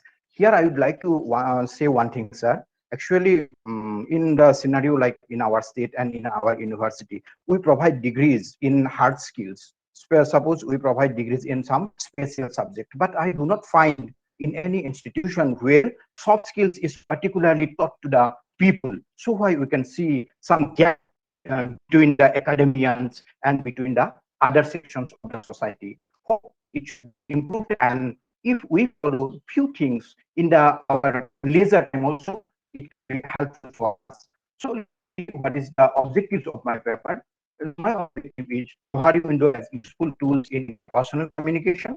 The second is the advantages and disadvantages of the use of Johari window in interpersonal communications. Yes, though it is a very useful tool in interpersonal communication, sometimes we find some advantages and disadvantages also in interpersonal communications of Johari window. And so far as the methodology is concerned, my methodology data I have collected mainly from Johari window. I have collected data from the book published in California, Johari House with 4 rooms. And for interpersonal communication, mainly I have focused on collecting data, primary data, taking interview or how observing interview, how people behave with others. There are actually, as per Johari window, there are 4 quadrants of human mind. One is known to self and known to others. Second is blind spot, unknown to self and unknown to others. Third is hidden area, known to self and unknown to others. And the fourth is unknown to self and unknown to others. So far as the time constraint is concerned, I will try to focus on 2 points. One is our blind spot and the other is our hidden area. Actually, our human mind, Johari Window বিশ্বাস কৰে যে আমাৰ চাৰিটা কোৱাড্ৰেন্ট আছে। এটা আমি সকলোৱে জানো, মই নিজেও জানো, মোক বেলেগেও জানে। এটা আমাৰ ব্লাইণ্ড স্পট ৰৈ যায় in our human psyche, that is unknown to self. আমি নিজেই নাজানো, কিন্তু বেলেগে আমাক এইখিনি আমাতকৈ বেছি কৈ জানে। ঠিক তেনেদৰে কিছুমান সেলফ আছে আমাৰ hidden self. It is known to self and unknown to others, and that one is unknown to self and known to others. Actually, I will focus mainly on hidden self and blind self. From hidden self, we should make a journey to the blind self to make our communication easy and comfortable. Next point is, this is the Johari window. I have downloaded from the window. Here the four self is already described here. One is open self, information about you that both of you and others know. Blind self, information about you that you do not know but others do know. Hidden self, it is we can see information about you that you know but others do not know. And this is the unknown self, totally neither known to self but known to others. So how we can use this in communication? Yes, after the Johari window, if we come to the next part of my paper, that is communication. Communication is one or more people, we know it is interpersonal communication. But every one of us, we communicate. But sometimes or most of the times we ignore how successfully we have communicated with the people. So why we can see lots of backbiting after the departure of the speaker, or if we say something somewhere in the canteen or somewhere in the place and to say something, আমি যদি 10 মিনিটৰ কাৰণে discuss কৰিব খোজো, it becomes a common trend that অহাৰ পিছত কিছুমান backbiting, কিছুমান gossip হোৱা যায়. Actually, I do believe, from the point of Johari window, we believe that if we know ourselves, if we restrict ourselves in describing few things without touching on wherever we have we do not have knowledge, if we make some extra unnecessary comment and that things, I believe that there becomes a gossips or unnecessary talks, or sometimes we can say backbiting. No communication, no relation, or and vice versa. Relation has to be started, build up, enhanced and cherished and continue.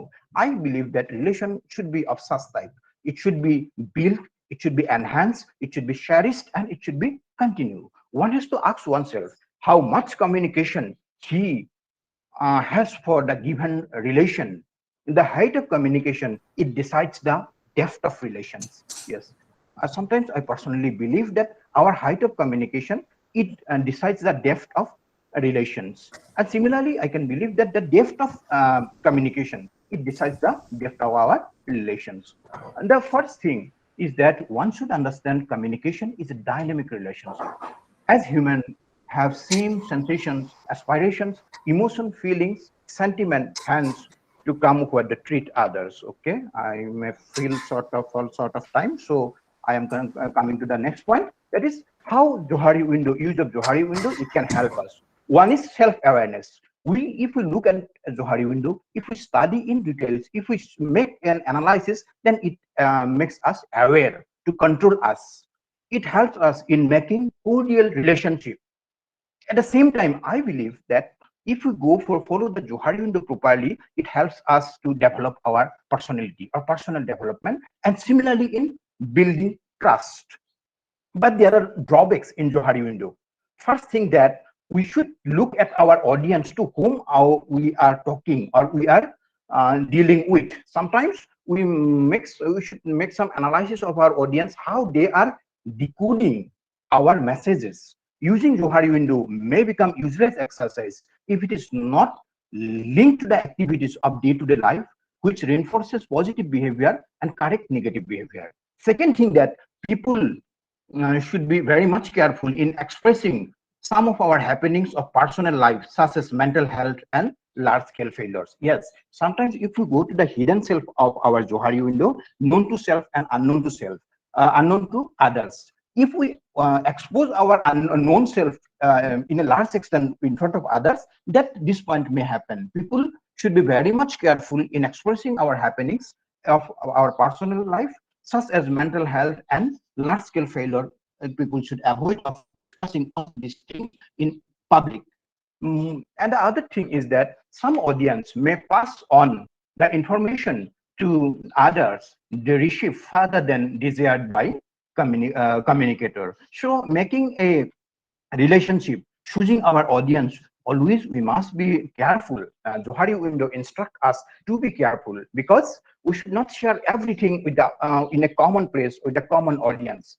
And people may react negatively. It is often said that there is no market to sell your emotions. So people may take advantage of this. In conclusion, I can say that Johari Window helps people to know and understand themselves. People can understand others when he or she has the capacity to understand himself or herself, which can be termed as self-identification and which help in building a relationship. Through self-identification, one can analyze himself or her strength and weakness and open up accordingly. Thus, using Johari Window, one can make a self-estimation of his or her own, which help to improve interpersonal communication, and finally, good to build a good relationship in public domain. Thank you.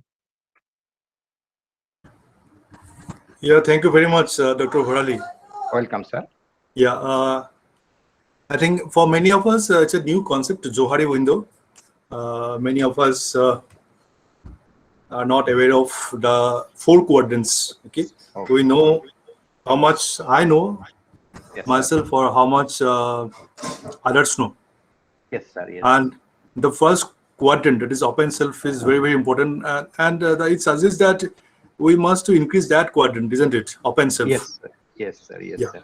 So, I mean, have you implemented, or you have said that it's a study, you have put 2 objectives also. I mean, yes, have you made the study on some, I mean, group of people, or have you got any specific outcome out of it?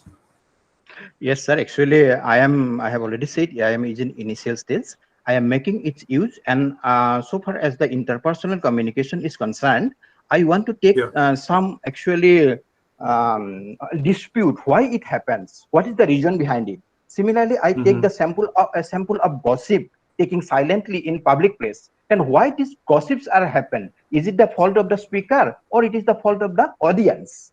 In that sense, I can see that there are some fault which is in the part of the communicator or with the speakers. Actually, if we are not aware of our limitations, then there can be, or there will be obvious gossips in our back. Yeah.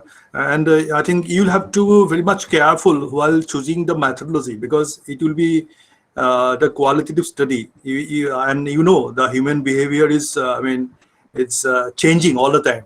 Yes, sir. And yes. One person behaves with another person very rudely. Maybe the same person may behave very forthrightly to a different person.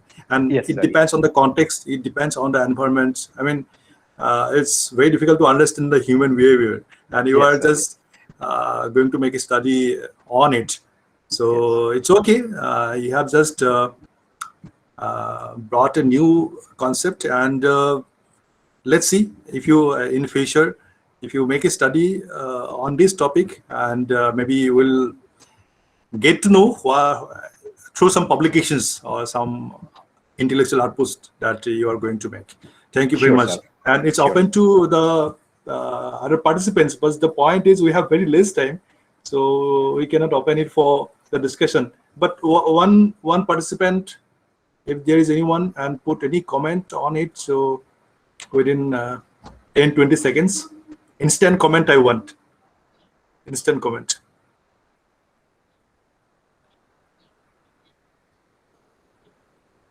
Padmakshi Kakoti, do you have anything to say on it? It was very interesting and informative.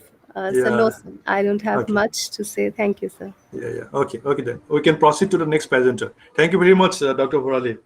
Welcome, sir. I have learned a lot from this. It's my pleasure, sir. Next is Priyami, madam. So you can stop sharing your screen. Okay, sure. Yeah. Priyami madam, are you present here? Yes, I'm here. Yeah. Share your screen and start. Yeah, Priyami Karghoria. Okay, fine. You can share your screen and present.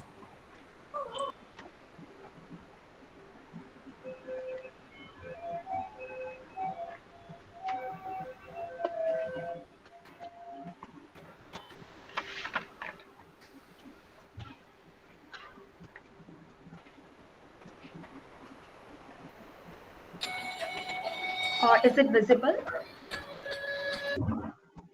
Hello? Not yet. Yeah, it's not showing. Is it visible now?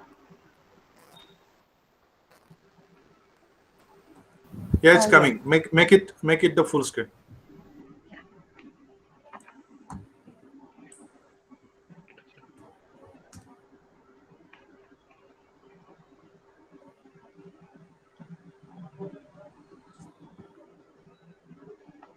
Is it visible? Yes, it is visible. Go ahead. Okay. Yes. Good afternoon to our resource person and to the entire committee of Bahana College. Firstly, I would like to take this opportunity to thank for selecting my paper and giving me an opportunity to present for the very first time. This is Priyami Karghoria, currently pursuing my master's in the Department of Sociology from Banaras Hindu University. And the title of my paper is Inclusion of Transgender in Society, a descriptive study on their journey towards life. So in order to understand the term transgender, first let us look at the term sex and gender. Sex is nothing but it's a biological term that is given to us or assigned to us during our birth, whereas gender is something that is that we inherit or it is learned through human interaction in the course of time. When we look at the current population of transgender in India, it is approximately 4.88 lakhs, according to this 2011 census, and majority of the population can be seen in the states of Uttar Pradesh, followed by Andhra Pradesh, Maharashtra, Bihar, Madhya Pradesh, and West Bengal. According to Vijay Atre, he highlighted that just like cisgender, transgender community also needs to get a constitutional right, like this is mentioned in the Article 15, Article 14, Article 19, and Article 51. And Nagaraj in the year 2015 highlighted that the major social exclusion of the trans community begins at home. And they constantly face denial and aggression from their parents, and even for the inheritance of property also they face denial. Mohammed Akib Azam in the year 2017, he said that there are differences between gay, lesbian, transgender, and intersex. Not all the terms can be correlated together, and he also suggested some that there is an immediate. Yes, Miss Priyami, your slides are not moving. If you please move the slides. Sir, actually, I'm saying about on Mohammed Akib Azam, which is the third point. Okay. Yeah, go ahead. So he also suggested that there is an immediate need of recommendations and welfare provisions, various schemes for this community.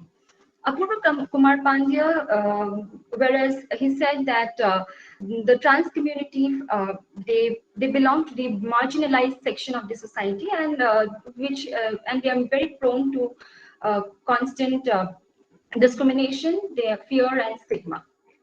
The major objectives of my study is to study the problems that transgender face in their daily life, study their journey and inclusion in society, find out the role of different institutions in promoting social inclusion. This research is primarily in nature and secondary sources of videos because of time limitations and because of this lockdown, I couldn't go with the primary data.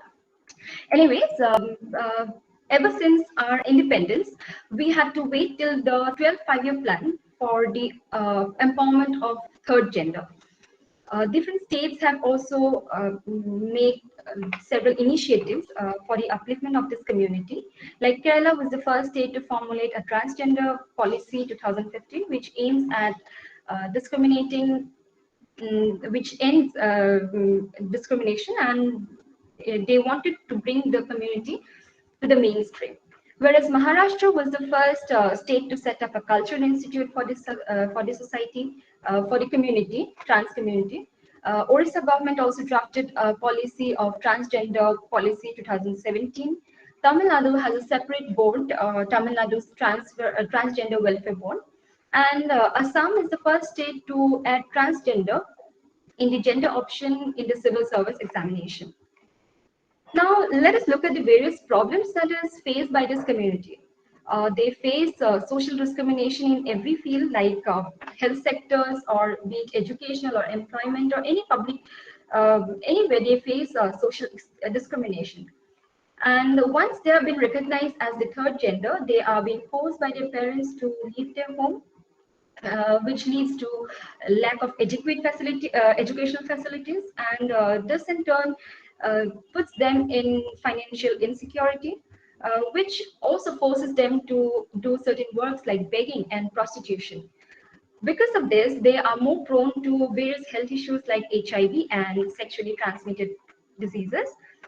Whereas in the states of North India, we can see they include this community in various religious ceremonies or functions and consider them to be very auspicious. But on the other hand, in other spheres, they are being discriminated constantly. Now, the very important one is the Transgender Persons Bill 2016. First, let us look at the background. In the year 2014, it was uplifted in the Rajya Sabha, and then it was a private member's bill, where it got rejected in the Lok Sabha. The next year, in the year 2015, the Union government drafted another bill that is known as the Rights of the Transgender Persons Bill 2015. But then that bill too underwent major changes, and the Transgender Persons Bill 2016 came up. Now, this bill defines transgender as someone whose gender does not match with the gender assigned at birth. Now, I've already said that sex and gender cannot be correlated for everyone. This bill also provides a certificate of identity, and anyone who tries to mentally, physically, or sexually assault a transgender or anyone from this community, they would be imposed 6 months to 2 years of imprisonment. Now, why is Transgender Persons Bill 2016 so controversial in the last few years? This bill has certain drawbacks, certain problems, and some of them are like this bill includes intersex with the definition of transgender. Now, we cannot correlate intersex and transgender together, because intersex people are those who are biologically not female, not male. But transgenders are are someone who are biologically male and female, but their way of expression is not the same as that is assigned to them during birth.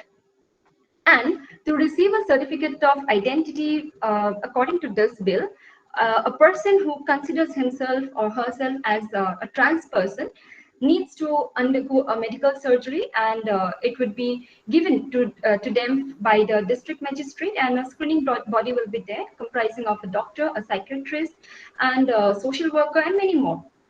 And this bill also mentions the impose of 6 months to 2 years of imprisonment for anyone who violates the rules against the transgender. But this bill, point doesn't make any sense, because anything that imprisonment of 6 months to 3 years or 2 years is bailable. And to some extent, this bill fails to understand on what circumstances this community is exposed to begging and prostitution. Now, some of the suggestions that I can put forward to uplift this community is to include chapters on transgender. Yeah, Miss Priyami, sorry for the interruption. Yes. Because of time constraint, you are explaining very well. Okay. And you have studied a lot. That is very much clear. But the point is, we have time constraints, so I would like to just finish it within a minute. Yeah, I'll Okay. just conclude. Yeah. Yeah, thank you, sir. Okay, so with this, I would just like to conclude my presentation by saying that everyone in this universe is very unique and forms an integral part. So it's very important for us also to understand the other people. If you are a cisgender, you feel yourself lucky and privileged that you do not face any gender dysphoria. Whereas try to be sensitive to this community, and it's high time that the society needs to understand that and we need to we need to take everyone equally, and we need to follow a policy to lead and let lead also. Thank you. Could you please show us the slides? Only Yeah. first slide was visible. I wanted to see the slides that you have. Okay, okay.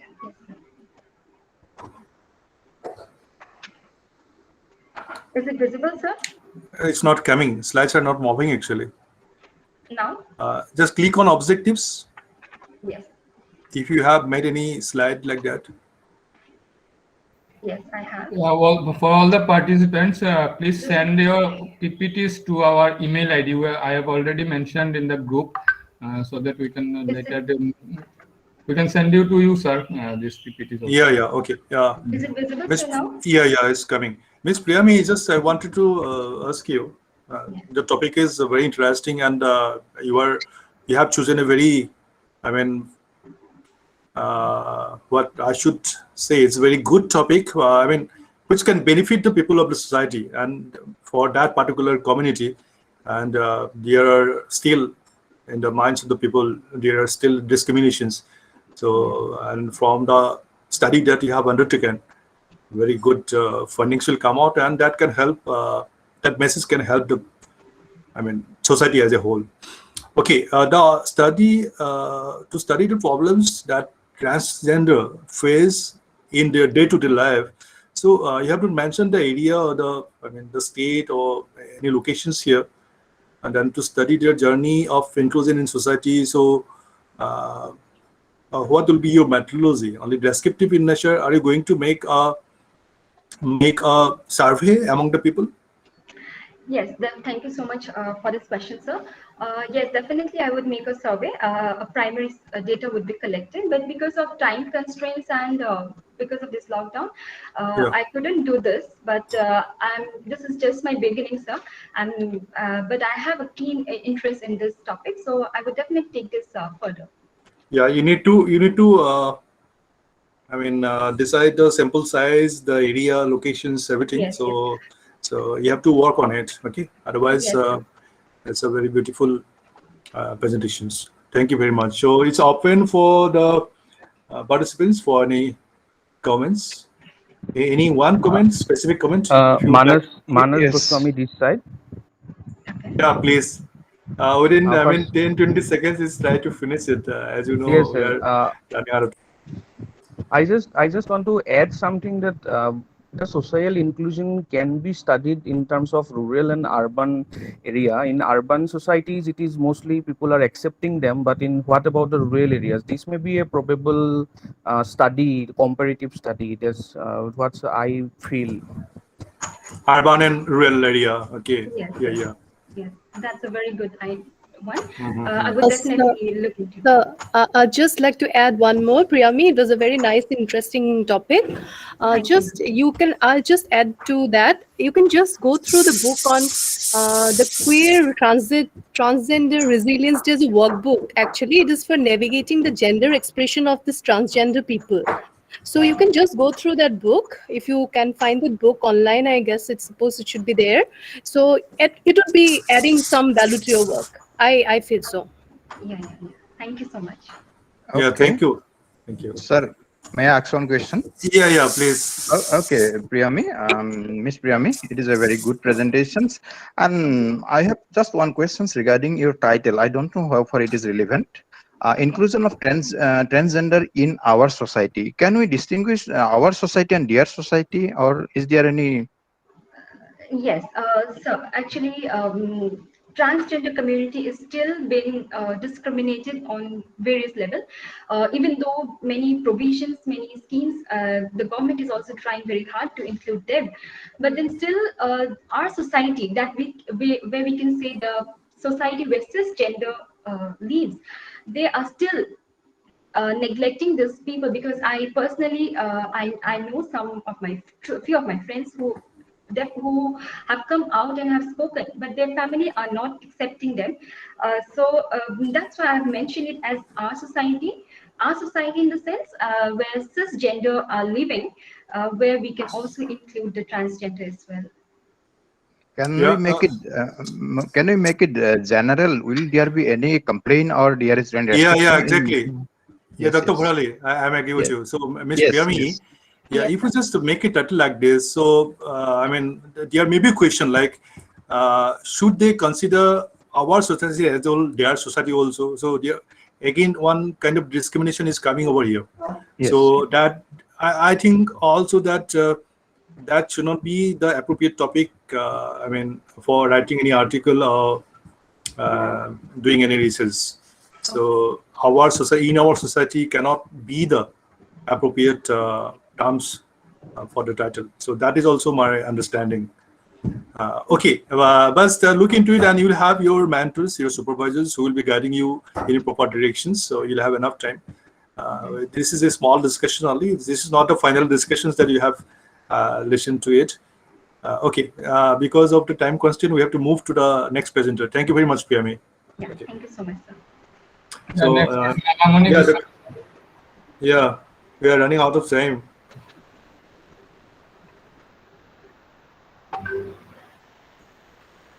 Yes, madam, please, Malamani Goswami, you can present your slides and start your presentation. Are you there, madam?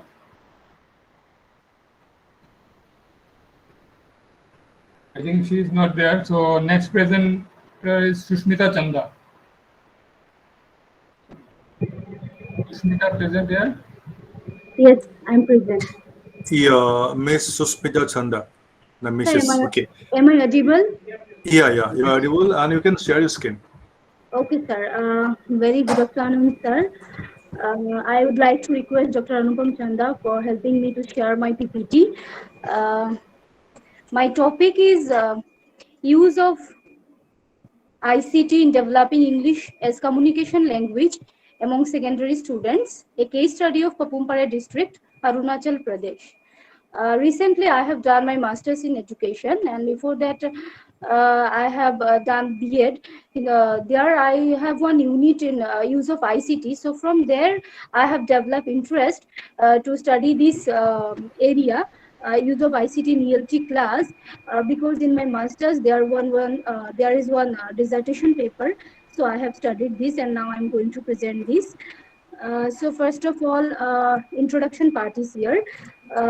Sir, can I off my video? Actually, my network is not properly. Yes. You can off your video and try to make it very precise. Okay.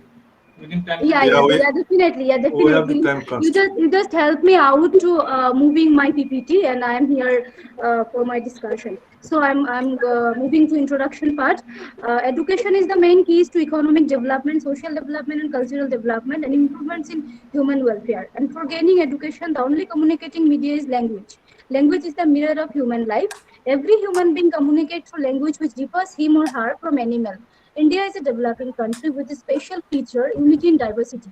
There are many language diversity in India, but Hindi is considered as national language and English as second official language. Before independence, English language was considered as queen of language. Britishers introduced English language in the educational system to educate some people for their convenience to work as clerk in their company. After the independence, English language has become most important official language for communication in every aspect like social, political, academic, cultural. Pandit Nehru rightly said that English language is ours by historic necessity. As we all know, ICT has touched every aspect of our life for faster growth and development with its dynamic and attractive nature.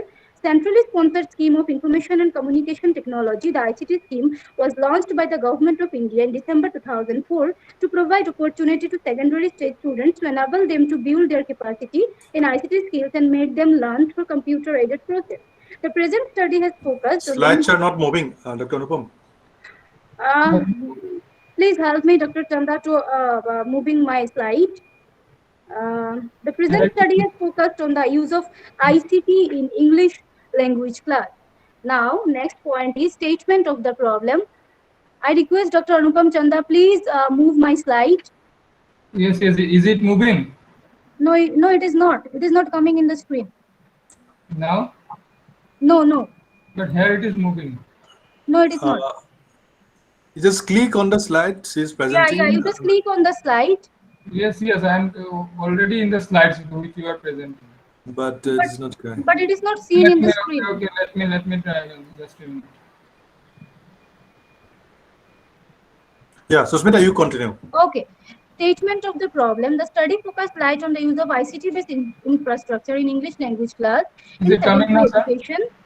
Yeah, that is right. Of Pakumpare district, Arunachal Pradesh. I have chosen the district and the place because I am residing over here from last 7 years. So it was easy for me for the data collection and the other processing. And the significance of study, as English has been considered as linked language of India, similarly English is considered as linked language of Arunachal Pradesh too. There are different types of tribes and non-tribes people reside in the study area who basically uses Hindi to communicate with each other, but at the same time they uses English also to communicate with each other in the school, office, market, trade and commerce, library and administration, etc. Most importantly, the Board of Education here is in CBSE board, and so each and every school here is of English medium school and use English as language for communication. Now, I would draw some attention on types of ICT and use in ELT class. Computer-based language learning, that is CALL software, CD-ROMs and office software applications helps in teaching learning process by installing different types of application. The computer acts as stimulus to generate analysis, discussion and writing. The internet, the students are more comfortable with websites rather than print-based text. The internet offers the best way to learn language. Next, ebooks. An electronic version of print book is called ebook that can be read by using a personal or by using an ebook reader like iPod or Kindle. Audiobooks, language is learned by listening. Audiobooks helps in developing the four major areas of language like phonological, semantic, synthetic, pragmatic. Webinar, interactive seminar conducted via World Wide Web, usually a live presentation, lecture or workshop that happens in real time as users participate through chatting, video chatting, file sharing or asking questions with a microphone. Interactive whiteboard. IWB acts as a motivational tool. IWB has to be connected to the computer and data projector. IWB offers features to comprise video clips, films, interviews, electronic microscope, different websites, etc.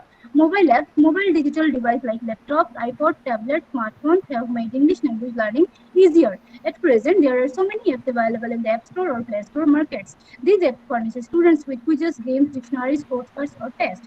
Audiovisual aids, overhead projector, radio, chart, TV, tape, recorder, film, projector, etc. Language laboratory, sound equipment and projectors, computers, which can give students the practice of listening and speaking. And next, the Web 2.0, it has come into light in 2005. It encourages sharing between users. The learners can be encouraged to write their own blogs in social networking sites like Facebook, Flickr, Twitter, and more number of sites. Now, I would like to brief about the study area. Arunachal Pradesh is a state of India which is called Land of Rising Sun, surrounded by its natural beauty and greenery everywhere. It's situated in the northeastern part of India with 20 different tribes and many other non-tribes residing here from different areas of India. Pakumpare is the district of Arunachal Pradesh with headquarters UP. Now, my next point is objectives of my study. First objective is to know the use of ICT in ELT class in secondary education. Number 2, to know the awareness of secondary education learners about use of ICT in ELT class. Number 3, to know the interest on English language among the secondary education learners. Next point, research methodology. Every research must go under the systematic and scientific procedure. The present study also adopted the experimental research design with qualitative study with survey method followed by purposive sampling, which comes under non-probability sampling. A number of 100 samples has been taken into consideration for the study. Data collection. The researcher has used questionnaire as a tool of data collection, which followed by some sort of interview technique. The researcher has collected the data physically. That's why 95% data has been considered for tabulation, as these are found complete. Source of data was primary data. Data tabulation. For tabulating the data, MS Excel has been used in a simple way. No mathematical equation has been done for findings. The analysis has been done on the basis of graphical representation on data. Now, next point, findings and interpretation. One findings, 80% students opine that there is no use of overhead projector in the ELT class. Number two, 100% student answers that there is no use of tape recorder in language class. Number three, the data revealed that 80% students learn language direct from their teacher without using any device. Number four, the data revealed that 75% of the students refer to internet to learn English lesson. Number five, 65% students opine that they use YouTube to watch video lecture on the topic of ELT class. Number six, 100% students opine that there is no language laboratory in school.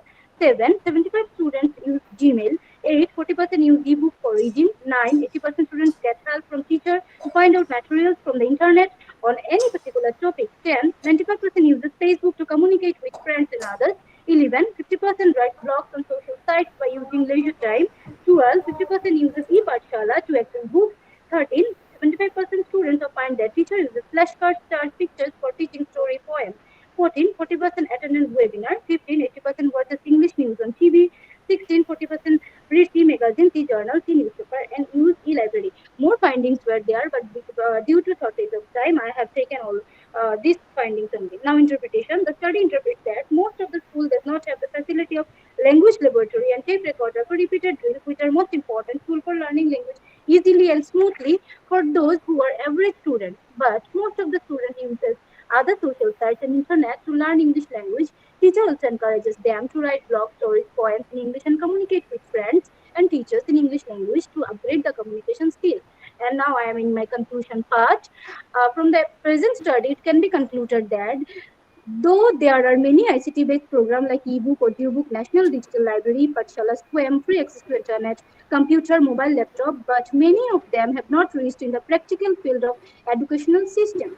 Language is a large entity. If properly practiced, it can be learned by anyone. In many institutions, use of ICT is a mere talk in the record book. In practice, there is no use of ICT through which the teaching learning process can be made interesting and effective. Thank you so much. Yeah, thank you, Susmita, for your nice presentations. Thank you, sir. Yeah, we could see all parts of the presentations. I mean, from objectives to the methodology and the findings. So, have you completed the study? That what we have seen here. Yes, sir. You have completed the study, right? Yes, sir. I have completed. Okay, fine. So, regarding only the size of the sample, because you choose all, Dr. Anupam, will you please show me the first slide, the title? Yes, sir. This slide or the first slide, sir? First slide, title I want to see.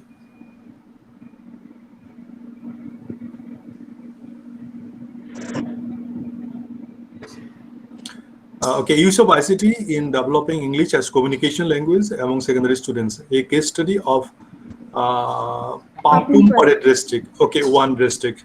For one district, we have chosen 100 as a sample size, isn't it? Yeah.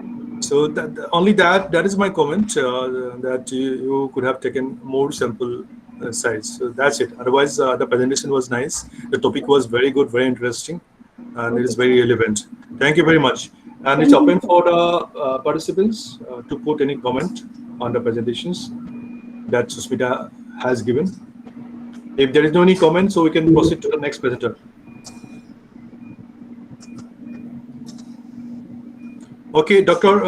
Anupam, what's the next presenter? We can call the next participant, next presenter. Thank you, sir. Just a minute, sir.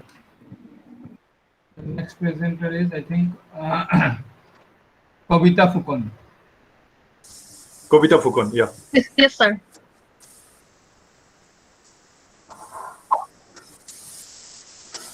You can share your screen. Yes, sir.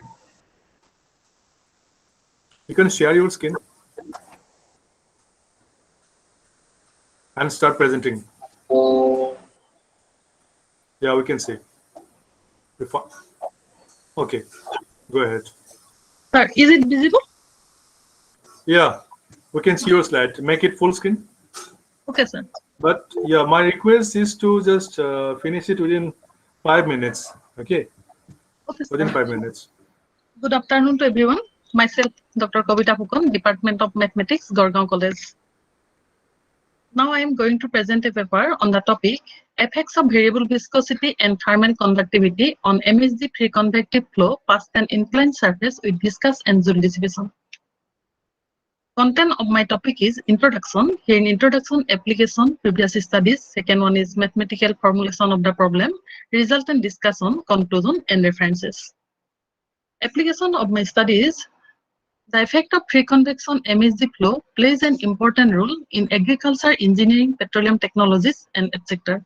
The problem of free convection and mass transfer flow of an electrically conducting fluid past an inclined heated surface under the influence of a magnetic field has attracted interest in view of its applications in geophysics, astrophysics, many engineering problems such as cooling of nuclear reactor, aerodynamics, and cooling towers. These are my previous studies of my paper.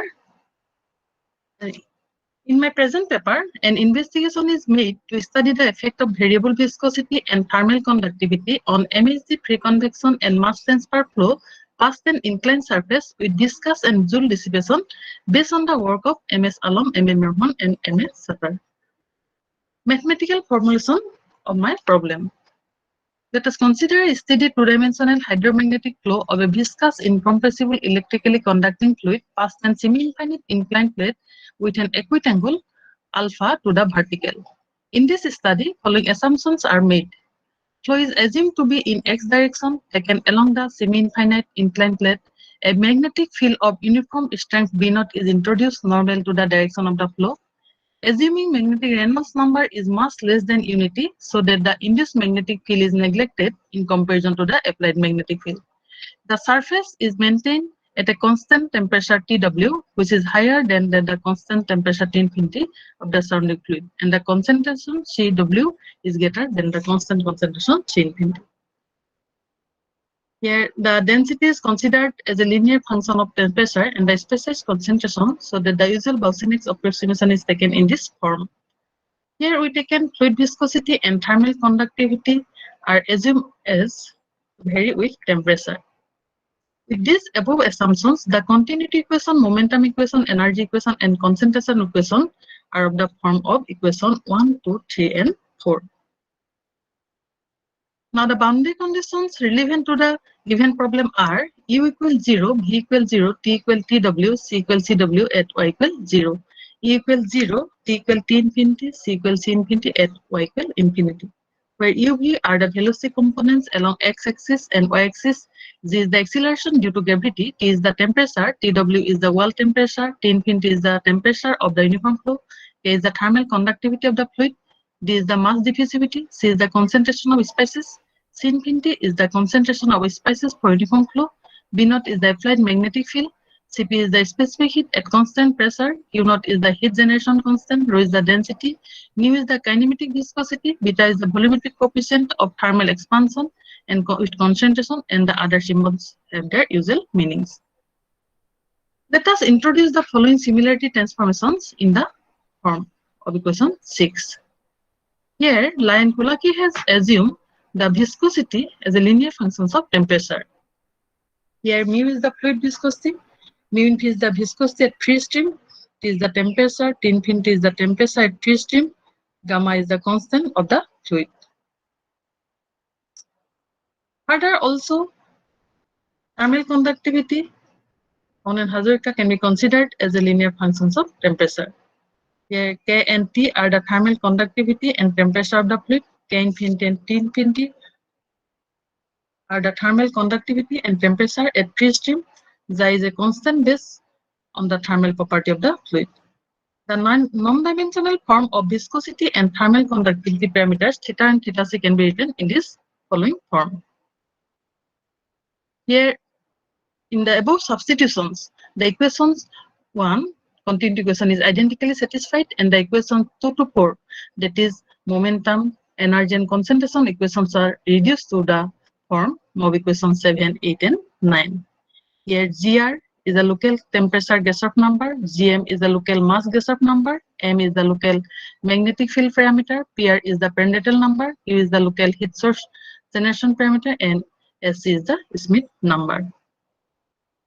Now the boundary conditions 5 transform to the form of equation 10. Here, the local skin friction coefficient CF, local Nusselt number NU, and the local shear number SS are the parameters of the engineering interest, which are given respectively as follows. So, coefficient of skin friction CF equal to S tau W by rho U infinity square is the shearing stress, and this is the Nusselt number, and this is the shear root number. And here we arrive at the result and discussion part. Here, the system of differential equations 9 to 10 governed by the boundary conditions 7 to 9 governed by the boundary conditions 10 are solved numerically using Runge-Kutta fourth order method in conjunction with shooting technique. The results are presented in graphs from figure 1 to figure 17 for velocity, temperature, and concentration profile. Table 1 to table 4 gives the values of the coefficient of skin friction, Nusselt number, and shear number for various values of the flow governing parameters as indicated.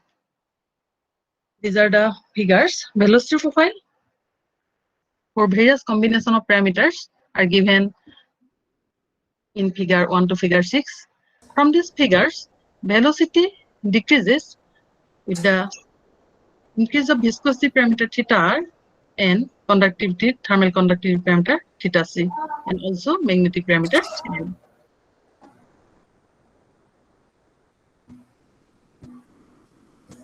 Okay, what is the conclusion, madam? Yes, sir. These are the temperature profiles. Yeah, these are the concentration profile. And this is the table for evaluate the skin friction coefficient, Nusselt number, and shear number. These are the two tables. And thus, we have at the conclusion part. From the above analysis, we may conclude that viscosity, thermal conductivity, and magnetic field retards the fluid velocity. Hartmann number enhances the concentration and fluid temperature. Mass transfer rate decreases for the increase of viscosity parameter, whereas it increases with the increase of Hartmann number. In the presence of viscous and Joule dissipation, the inclination angle alpha retards the fluid velocity, and also Eckart number enhances the fluid velocity and temperature. These are the conclusion of my paper. So these are the references of my present paper. Thank you, everyone. Yeah, thank you very much, Dr. Kavita Phukon. Welcome, sir.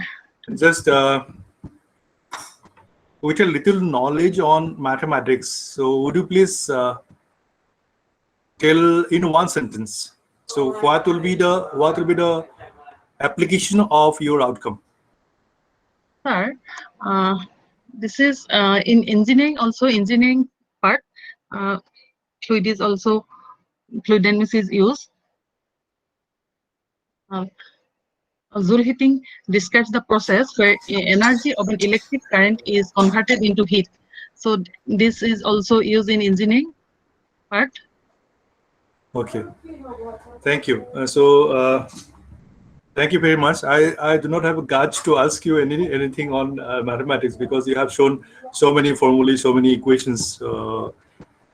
Thank you. And is there any participant to ask any questions or put any comment? Or otherwise, we can move to the next presenter. I think no one is there to ask any question. We can move to the. Thank you very much. Yes, thank you. Thank you. The next presenter is Mr. Ajit Kumar Bora, sir. Sir, are you there? Yes, sir, I am there. Okay, sir. Okay, sir. Am I audible? Yes. Yeah, Sir. yeah. Please. Okay. Let me share my screen. Yes, sir. The sir is from Bhavna College.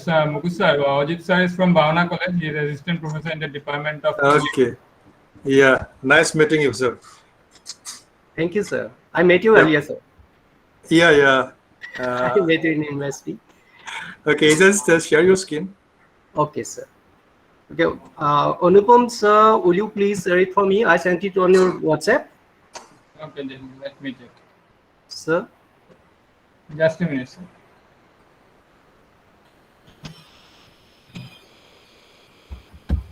Okay, sir. Before he's sharing my screen, I want to say something. So this paper actually is a working paper. I'm working on it, and I have to fine tune this one. And I have not added any references or any bibliography to my paper for that region. And this is actually this is in the field of my interest. But that is not a part of any other research, bigger research work of mine. Okay. Actually, it's a tribute to a great literary figure of Assam, Dr. Lakshminandan Bara.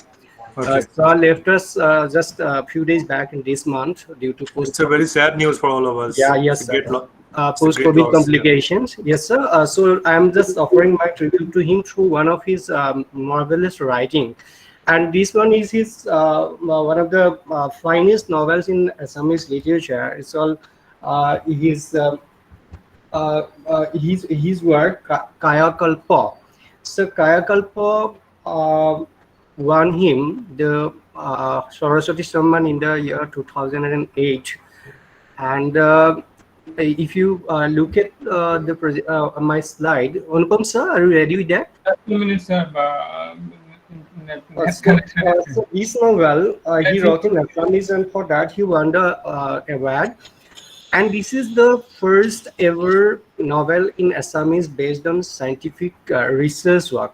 Though it's a fiction, when you read it, we feel as if it's full of facts.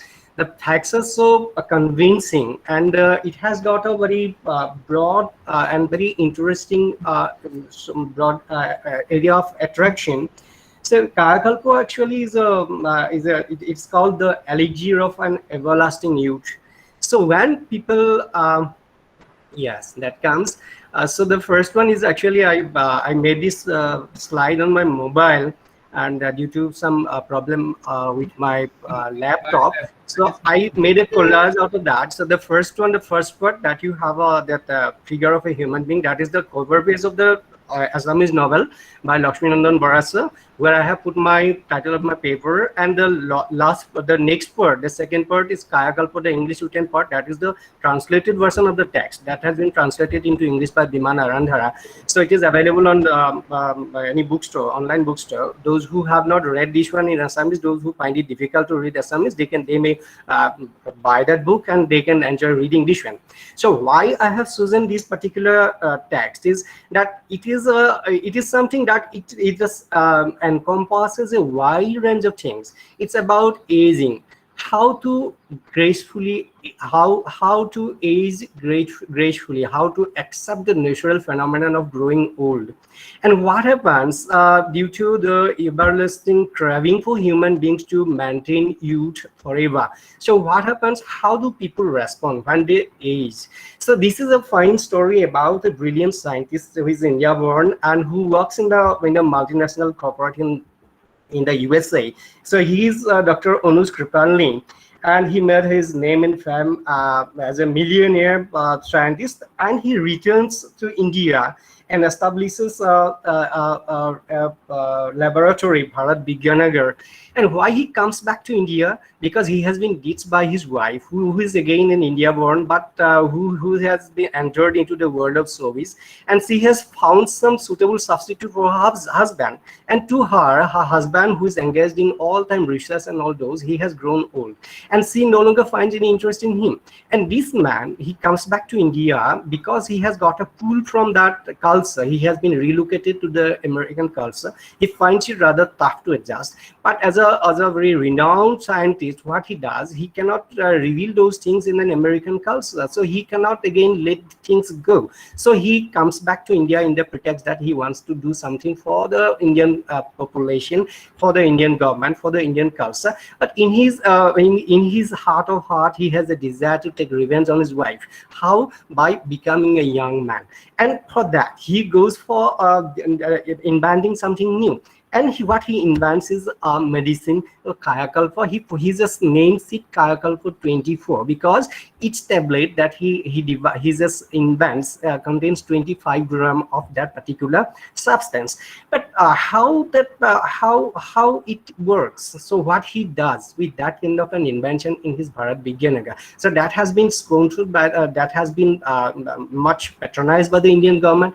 But at the same time, he is carrying out a secret research therein using non-human and human samples. So he even uses that on himself and and one of his colleagues, female colleagues. So the interesting area is how the aphrodisiac-like substance. This is Kayakalpa 25. It has its effect on an elderly person like him. How it works on an elderly person who works as a paid laborer in his laboratory. How it works on his former beloved Ajanta Dixit, and all this he does. But what is the underline of this particular research? So what he gets, how he accepts that, how the whole world reciprocates to that whole phenomenon of invention of a new type of a drug that enables or that bolsters our youth, that one turns out to be a young man. So this is very, very interesting. And while doing that thing, this particular scientist, Anuj Kripalani, goes on giving an idea that he is rendering a service to humanity by inventing this particular drug. So he thinks that there are so many this kind of aphrodisiacal medicine in the world, like Viagra, but he wants to have something affordable for the common mass, and at the same time it should be free from other side effects like that can be used by people suffering from hypertension and diabetes. Those type of people are available in India. So this is how he argues for the investment of all his money and energy in doing so. But finally, what we find that he takes help of some people, not from the scientific world, but from the world of religion and from spiritual world, like the hermits or the sannyasis living in the Himalayas. So this novel, it has got multi-faceted appeals, and that's why I just took this particular one to let people know about the very interesting topics that it has dealt with. And in my objectives, I just kept these things in mind, that this particular literary work that he has written, it has got something to do with his personal life. There are some autobiographical interest in the novel, so I find it very fascinating. So these are the objectives I put. I'm not going to read these things, but since this and I talked about the methodology and all those. But when you come to the analysis part, so I put some things in some form of equations, like what if. So what if when you read the text, you will find, I just want to say, if this Indian-born eminent millionaire scientist at a multinational pharmaceutical research institute in the US, he discovers his young and somethingly beautiful wife is ditching him as he has grown old, and she finds his suitable substitute in a glamorous soul she works for. What happens? So it tells you what happens. So why I'm putting these things? So the response to aging, response to old age is not universal. So in a different culture, that response comes in a different way. So in an American society, people treat elderly people or old people in a different way, and that is not so in a country like India. So how it affects people in terms of gender, how it affects women, how it affects men. So these things are very, very interesting. So when you look at that, the characters that populate the whole novel, so they are from a broad spectrum of life. So they are drawn from diverse fields. There are people, the bureaucrats working for the for the Indian government or any other government, who are always engaged in that abominable red tapeism. There are so many people like that. There are greedy politicians who siphon off the public money to spend mindlessly in electioneering. There are scientists making money by passing on secret sensitive scientific knowledge, and corporate house getting filthy rich selling contraband substances and aphrodisiacs to grossly materialistic society.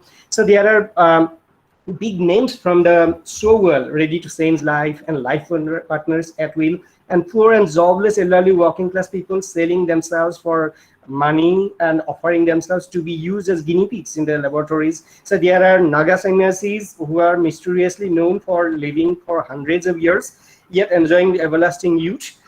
So all these characters are combined. All these characters come from different walks of life, and they add different perspectives to our notion of treating elderly people, or the sense of loneliness, the sense of otherness that elderly people feel in different cultures. So these things I just put in my analysis of things, and again we find that the whole setting of the novel is very broad. It has got a very sweeping and vast setting. It comes from the laboratories and very five-star hotels in New York to New Delhi, from the remote hamlets in Bihar to the hilly hamlets or hermitages of Himalayas, from the paddy fields in flood-affected Northeast to the Kumbh Mela in the Kumbh Mela sites in Allahabad. So the whole things are so appealing, and they just make us think about how that different fields of studies have come up to cope with the situations for the elderly and old people. So since I have named my paper is an epic voyage to the world of old and elderly, it is because I think that this particular novel has paved the way for that kind of study in Assamese literature. In Assamese literature, we come across so many novels dealing with elderly people, but here we find something dealing with very, very scientifically, and the things that are presented in so convincing a manner that people think that this is not a fiction, this is quite a kind of scientific research work. So that is what my take on this particular paper, and I'm not taking much time. Thank you very much. Yeah, thank you very much, Ajit Kumar Bora. So after listening to the previous presenters, who almost all of them were having the technical aspects of research, its objectives, methodology, and so many things. But here, just I was just listening to a story. I mean, I could understand what it's all about. Okay. Yes, sir. Good. Kayakolpo, the novel I have not read yet, but so you can read it. Very fascinating, sir. Yeah, after listening to your this presentation, so I am thinking that I must read the book. Okay, I must go through the novel. It was so nicely presented. Thank you very much, and I think it will get a light to the whole world. That's, I mean, the analysis, the critical reviews we are going to bring out of it. So that will help a lot to the people. To Assam as well as world at large. Thank you very much. And what I can request the other participants, if they want to, speak on this particular presentations, if they have any. And we are running short of time. Everybody understands that we have two presenters more, so we can proceed if there is no any opinion or comment on the presentations. But I liked your presentation very much. It was something different, which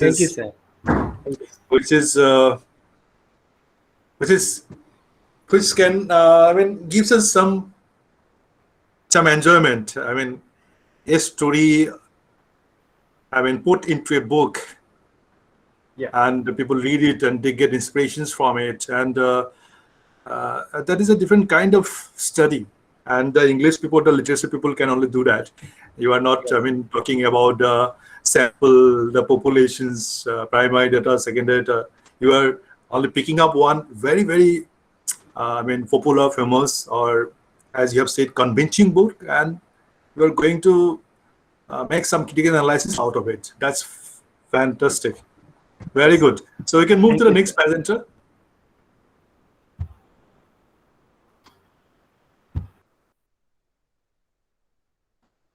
Dr. Anupam, who is the next presenter? Dr. Kosturi Goswami? Yes, yes, sir, Dr. Kosturi Goswami. And after Yes, that, Krishna Rani Bora. I think I just, my request to all these two presenters, just take only 5 minutes time. I mean, I'm very sorry. And you also have to attend the validity function. Just show us the slides, speak on the main points of your presentation, objectives, then you can go to the methodology and that few findings. That's all. Okay. Okay, sir. I'll try to be as quick as possible. Okay, so yeah. So, what I would like to present today is about what governs consumer buying behavior. It's basically a theoretical perspective I am going to give. So, economy is about many things, and like Padmavati ma'am in her presentation said that it's a basic structure, the superstructure of human activity. And as a student of economics, my understanding is mostly concerned with production and consumption. And in this presentation, I'll be mainly focusing on the consumption part because it plays a huge role in understanding the entire behavior. So when I say about consumer behavior, it basically refers to how and why people make their purchase decisions they normally do. And there are two principal ways to evaluate this motivation, that is, behind the consumer purchase is their direction, that means what they want, and the intensity, how much they want. Okay, so when we speak of this, the methodology is as simple as going through the details of the available literature on consumer behavior. And consumer behavior, it dates back to the days of the classical economists, and the approach of consumer behavior mainly focused on the economic perspective. Primarily, it was confined to the act of purchasing. But it was in 1960s, a holistic approach was adopted as consumer behavior involves consumption, disposition of goods, service along, and evaluation of many other alternatives. And as such, you see, consumer behavior can be categorized into economic theories, non-economic theories, and consumer behavior models. In economic theories, it ranges from the marginal utility theory, from rebel preference to life cycle hypothesis, from microeconomics to macroeconomic theories. And as you see that all the theories are developed one over the other, and the economic theories actually provides a logical argument for consumer buying behavior and the argument of income and wealth as being the primary determinant factors. But their consumer behavior is just not about buying. It is also the psychology of the consumers. So the non-economic theories, like the psychological theories, the next slide, the psychological theories, the psychoanalytical theories, and socio-cultural theories, these theories actually provides a better understanding of the other factors that might influence a consumer behavior. So while analyzing our consumer behavior, we need to take account of these factors as well, or these theories as well. I would like to very much go into details in these theories, but I think the time does not permit us. So I'll quickly take you now to the consumer behavior models. Okay, now you see that because of these theories, consumer behavior has emerged as a distinct discipline, and it has various approaches and models. And all these approaches and models try to explain the factors that influence consumer behavior. So along with the traditional models, we also have many contemporary models that have been developed, which emphasizes on the decision-making process about products, services, and anything we buy in our day-to-day life, or anything we as a consumer are engaged in. And these models actually deal with the perception of a consumer which they have before, during, and after purchase. And these models of behavior and purchase decision making of the consumers are based on the behavioral sciences related to various disciplines ranging from economics to sociology to psychology.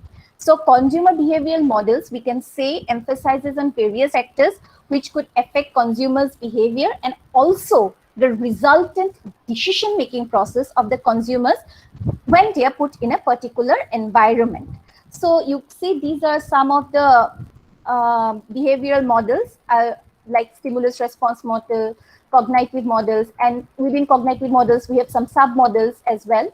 So it goes on, the list goes on and on. So if you look into these models, these are easily available, online, and you can read through them and to have a more understanding of the behavior. So I'd like to quickly come to the conclusion. First, I would like to say that consumer buying behavior is not just an economic behavior. Okay, so it is governed by both economic and non-economic factors, and these factors are both psychological and sociological in nature. And the information, it plays an extensive important part in the consumer buying behavior, and it involves pre-purchase behavior, during purchase behavior, post-purchase behavior, and it also has something called the belief and attitude of the consumers towards particular products or anything, and these beliefs and attitude actually have a very huge role to play in it. So at the conclusion, I would like to say that we cannot actually differentiate or study consumer behavior in isolation from one perspective. We need to bring all these three things together so we are more informed as a consumer, and these theories and models will actually give us a basis in determining consumer behavior and also understand why they behave in a particular way they behave. But of course, given all the situations and the scenarios and our environment or our peer pressure or everything, things will be different. However, these theories and models will give us a basic understanding, and in future, it might help us to understand other complex nature involved in consumer behavior. And it is an ever-evolving theory and behavior, and I'm hopeful that more things will come up in those lines. And why I am more interested in studying consumer behavior, because every buying decision we take, every product we purchase, every consumption we make, it has an impact on the environment. So my entire perspective of studying consumer behavior motivates me to study about the consumer buying behavior. And for this, these theories and models, I believe, is the first stepping stone towards it. So that's all I wanted to present to you today. I wish I had more time to go into a bit details, but I hope what I presented is useful. Thank you so much. Yeah, thank you, Dr. Kosturi Goswami. Yeah, it was a nice presentation, but I was expecting that you would be discussing some of the objectives, whether you have conducted this study or you are going to take up a study on this area. And sir, yeah. Yes, sir. Sir, actually, my PhD thesis was in consumer buying behavior and retailing. Okay. Okay, so I have already developed a part of it, and already I have received my degree. Okay. But what I'm trying to develop post PhD is I'm trying to look consumer behavior in terms of the environmental impacts it have. So I have not yet to select the products in the area of my study. But however, what I want to connect together right now is the consumer buying behavior and its environmental impact. Okay, that means you are going to work on it. You'll have specific objectives. You are going to frame all objectives, and if you have some hypothesis also, or maybe you are going to adopt some specific research methodology. And yes, sir. Yes, okay, sir. I will. Because this is just I'm working on it. I have just started working on it few months back, and I'm I'm stuck somewhere, and I'm just stuck somewhere right now. So I'm not able to get over it. So as soon as I get over, I'll just proceed further. Yeah, we can understand, and it will be a very nice topic of research, I believe. Thank you very much. Hopefully, sir. Thank you so much. Thank you. So our last presenter will be, so I'm not giving any chance to the participants to put any comment on the presentations because you have already crossed the limit.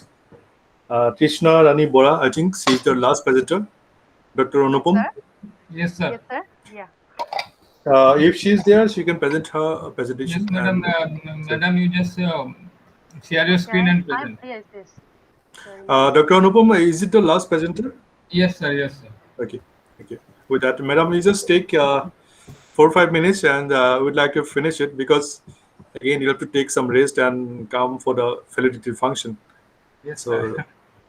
Okay, You sir. also have to present there in the valedictory function. Okay, is it like, am I? yeah, it is coming. Oh yeah. Yeah, yeah. You Okay. just make it full So screen. Make it full screen. okay, okay, okay, okay.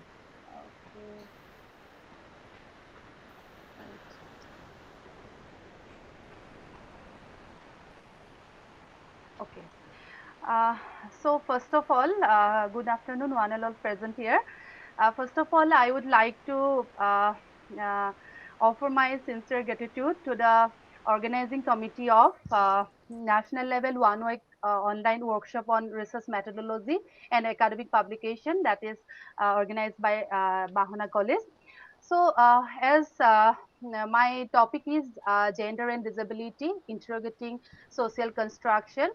Before my presentation, I just want to make some honest confession because it is not a complete paper. It is a working paper. I am working on this paper, and your comments, your suggestions, your recommendations that will definitely help you to accomplish my paper. So that is why I just with this I just want to here the topic shows the gender and disability interrogating social construction that in one presenter have already has already mentioned about this concept of gender while she was presenting about this transgender.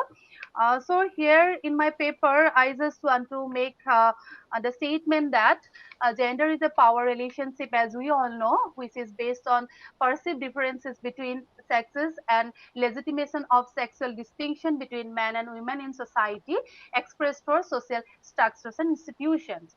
So as regard in India, uh, gender has been done through cultural symbols, social ideologies, and invoking of so-called indigenous belief system. And while coming to the concept of disability, disability is also conceptualized as a power relationship between people with impairments and non-disabled people that devalues and excludes disabled people from mainstream society by constructing different acts people from mainstream. For this purpose, I just want to refer that we often hear the term using lengera for person without legs, kola for a deaf, buba for a dumb, andha for a blind, and so on. So these terms are commonly used to denote the particular disability of a particular person. So while we try to um, uh, understand the whole discourse of disability, there are two broad models. One is medical model and another is social model. So medical model refers to disability as a physical impairment and bodily limitations, and on the other hand, social model refers disability as a social, environmental, and attitudinal barriers rather than lack of ability. To study the disability as a whole, we can also formulate certain models like charity model. It considers persons with disability as helpless victims needing care and protection, and is based on the goodwill of benevolent humanitarian for custodial care of the disabled. And also biocentric model, which is very much related with the disease that is considered as the main cause of disability. And functional model, that is explore the disparity between the individual's biological condition and functional capacities on the one hand, and environmental and institutional factor on the other. And this is important in human rights model states that all human beings, irrespective of their disabilities, have certain rights which are inalienable. Now, there are certain cultural context as while we are trying to define disability. That suppose if we take the example from Western industrial societies, disability is an excluded category because of their economic non-productivity due to an impaired body. And if we take the things from Indian perspective, that we find that the physical empowerment is considered as a punishment of one's misdeeds in the past life under the karma dharma theory of Hinduism. So if we see the disability nature of disability in Western society as well as in the Eastern or Indian society, we find that because of certain developmental activities, disability grows in Western countries. That is because maybe industrial works, maybe accidents. In case of Indian, not I am not generalizing, but most of the cases are congenital because of malnutrition, poverty, etc. So, as my topic is mainly on the gender and disability, first of all, I just want to uh, give the concept of other honori in a patriarchal society. Okay, so while we are talking about this an other sonari in a this is the ideal women in a patriarchal society, and there are certain important characters that should be acquired by a particular women. As for example, the women must have a feminine body that is that means sexuality, source of desire, aesthetics, beauty, and marriageability. These are the most important concept of an ideal woman, and most importantly, that caregiver, housekeeping activities, reproduction, service to household, husbands, child care. So these are the some of the important areas where the concept of ideal women fall. An embodiment of patience, sacrifice, and passiveness is another important.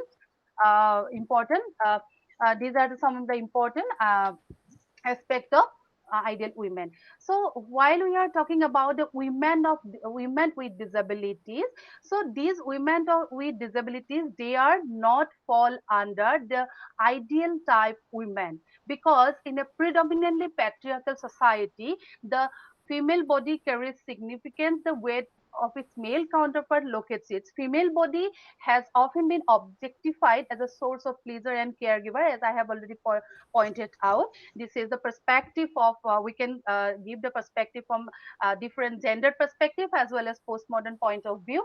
And however, disabled female body has often been considered as a rejected body, as she is unable to accomplish the sexual assignments, needs, desires of a normal body, and she herself is in need of care. So idea of disability is often projected uh, as asexual feminine body. Yeah, sorry for the interruption, Ms. Tishnanari. Okay. Would you Yes. please move ahead? I mean, Okay, okay, okay. so within 2 minutes, just please finish. Okay, So that we okay, can. I'll finish. Yeah, I'll yeah. finish. Yeah. Okay, so I just want to give the women locating disabled womanhood in patriarchal society, that I have already mentioned that some of the ideal characteristics of an able-bodied and ideal women. So while we are locating the womanhood in patriarchal society, we find deformed body, care seeker, a position of rolelessness in the family, whatever abilities one disabled woman has engaged in housekeeping, and they are the victims of two sides. One is patriarchy and another is disability. So actually I have prepared certain how the life of a disabled woman is miserable. I have trying to draw the life history of a disabled woman. So how at the time of birth, it is considered that she is a woman as well as having disability. During childhood, the condition may be relatively good, because within the family, one disabled female child is protected and pampered by mothers, sisters, and cosseted by father and other extended male members. But in the outside the family, identification of distinct physical features, spatial status, and that generates a sense of otherness. And while in the adolescent period, the difference between able-bodied women and disabled disabled girl become more prominent, because in the childhood, one disabled girl child, may not aware that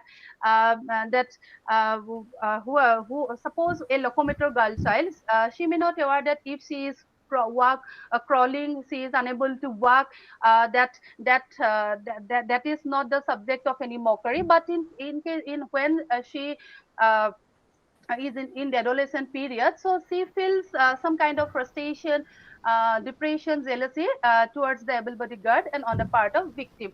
And another thing I just want to make the about this gender socialization part, as regards the gender socialization part of the disabled girl, so it is not like complete for disabled girl, because there are certain activities which are associated with gender socialization, suppose housekeeping activities and cleaning the utensils, cleaning the house. So lots of activities are there as a part of gender socialization. So these in that part also, they are not come under the gender socialization. And in adulthood, we always know exclusion in all spheres of life, because there are two aspects that I have already mentioned, that one is housework and another is household work. So they may the girl or women with disability may have can do house activities, but household activities which are associated with the taking care of the entire family, she is not in a position to do. So we see the exclusion in all spheres and total rollessness. So as regards sexuality also, as I have already mentioned. So as I am thinking this, I will take the ethnographic analysis as a method for my paper, and here I just want to give certain general conclusion, as I have not completed my paper. So generally, inclusive feminist approach is needed to address problem of women with disability, because if we see the feminism in India, they are very much preoccupied with the caste, and other factors, but disability is not included in the feminist agenda of India. So gender needs to be become an integral part of disability advocacy and research. That is my a general conclusion. And disability identity needs to be iteratively asserted, and disability is not a unitary concept but embraces many different kinds of experience and reality. With this, I just want to stop my presentation. If I'll get more time, then Yeah. I can Yeah. Thank you very much, explain. Trishna Rani, Okay. for your kind presentations. And I understand you prepared well, and I would have been very much, happy if I could have given you more time. But okay, you'll have different platforms to, express your all different kinds of views. But because we are having less time and we have to finish it, just one comment on your, presentation. That is, already you have said that this is a working paper. You are still working on it, and there will be different kinds of aspects which will be implemented or adopted in your study. Yes, but the term that you have been using throughout your presentation, disabled girl, so I would like to just use the word differently able girl. Okay, disable and differently able. And disable is, these people are having some qualities that normal people they don't have. So I just that is Okay, my sir. Yes, my thank you. personal opinion. My Yes, personal yes, opinion. yes. Yes, sir. Thank you for your Disabled girl is observation. not the appropriate word, I believe. If I Okay. talk about Yes, like a Okay, differently sir. able girl. Okay. So actually, I just want to clear my point in this regard, Yeah. because disabled girl or persons with disability, this is very much accepted by UNCRPD. Yes, we should use differently able, but thing is that who are differently able? If a person like disabled person, he is working or she is working in an office, or like she may have some like empowered within the disabled category, we can say them as disabled, okay, differently able. But because you see within the disability, there are a certain differences within the disability. Some may differently able, some may not differently able. So that's why I just generally use the term disabled women. That means persons with women with Yeah, we understand. disability. Yeah, we Okay. understand. But one is noun, okay? Differently able girl or a man or a boy. And when we talk about the characteristics, they're disabled in doing some activities. Yes, They exactly. cannot see. Okay, that is the characteristic the different level people may have. Okay, fine. You will understand it better. It's very nice listening to all the participants. So I'd like to just conclude with one or two lines. After that, I'll just hand over the microphone to organizing committee. So throughout the research process, whatever we do, whatever we undertake, it is asking some questions only. So if we just take up a study and if we just ask ourselves what, then the topic would come to our mind, what we're going to do. Then why I'm going to do that, why I'm going to make that study. Okay, we need to ask ourselves why I'm going to do that, why I'm going to make that study. Then how to do it. So we're asking questions ourselves. How? That means the methodology comes over here. What kind of methods I am going to adopt? What kind of sample size I am going to take? So all this come. So this is all about asking a series of questions to ourselves. Then we need to ask where I'm going to make the study. Is it a district? Is it a group of people? Or it's some kind of we have listened to Krishnarani, some disabled girls or different able girls. Then where? What is the time duration? So all these series of questions we need to ask ourselves, whatever the topic we are going to choose or make the study. So that is my personal belief and understanding. And with that, and thanking the organizing committee members, particularly the coordinator, Dr. Manojyoti Bora, Dr. Pankaj Bora, assistant coordinator, Dr. Anupam Chanda, the principal of the Bahana College, Dr. Prashant Kumar Datta, and IQC coordinator, Dr. Rafiq Ahmed. I just offer my gratitude to all the members and who have conducted it. And I believe that has been a wonderful and successful event that they have organized. With that, I'd like to conclude. It's over to the organizing committee now. Thank you very much. Thank you so much, sir. Kosturi ma'am, are you there? I'm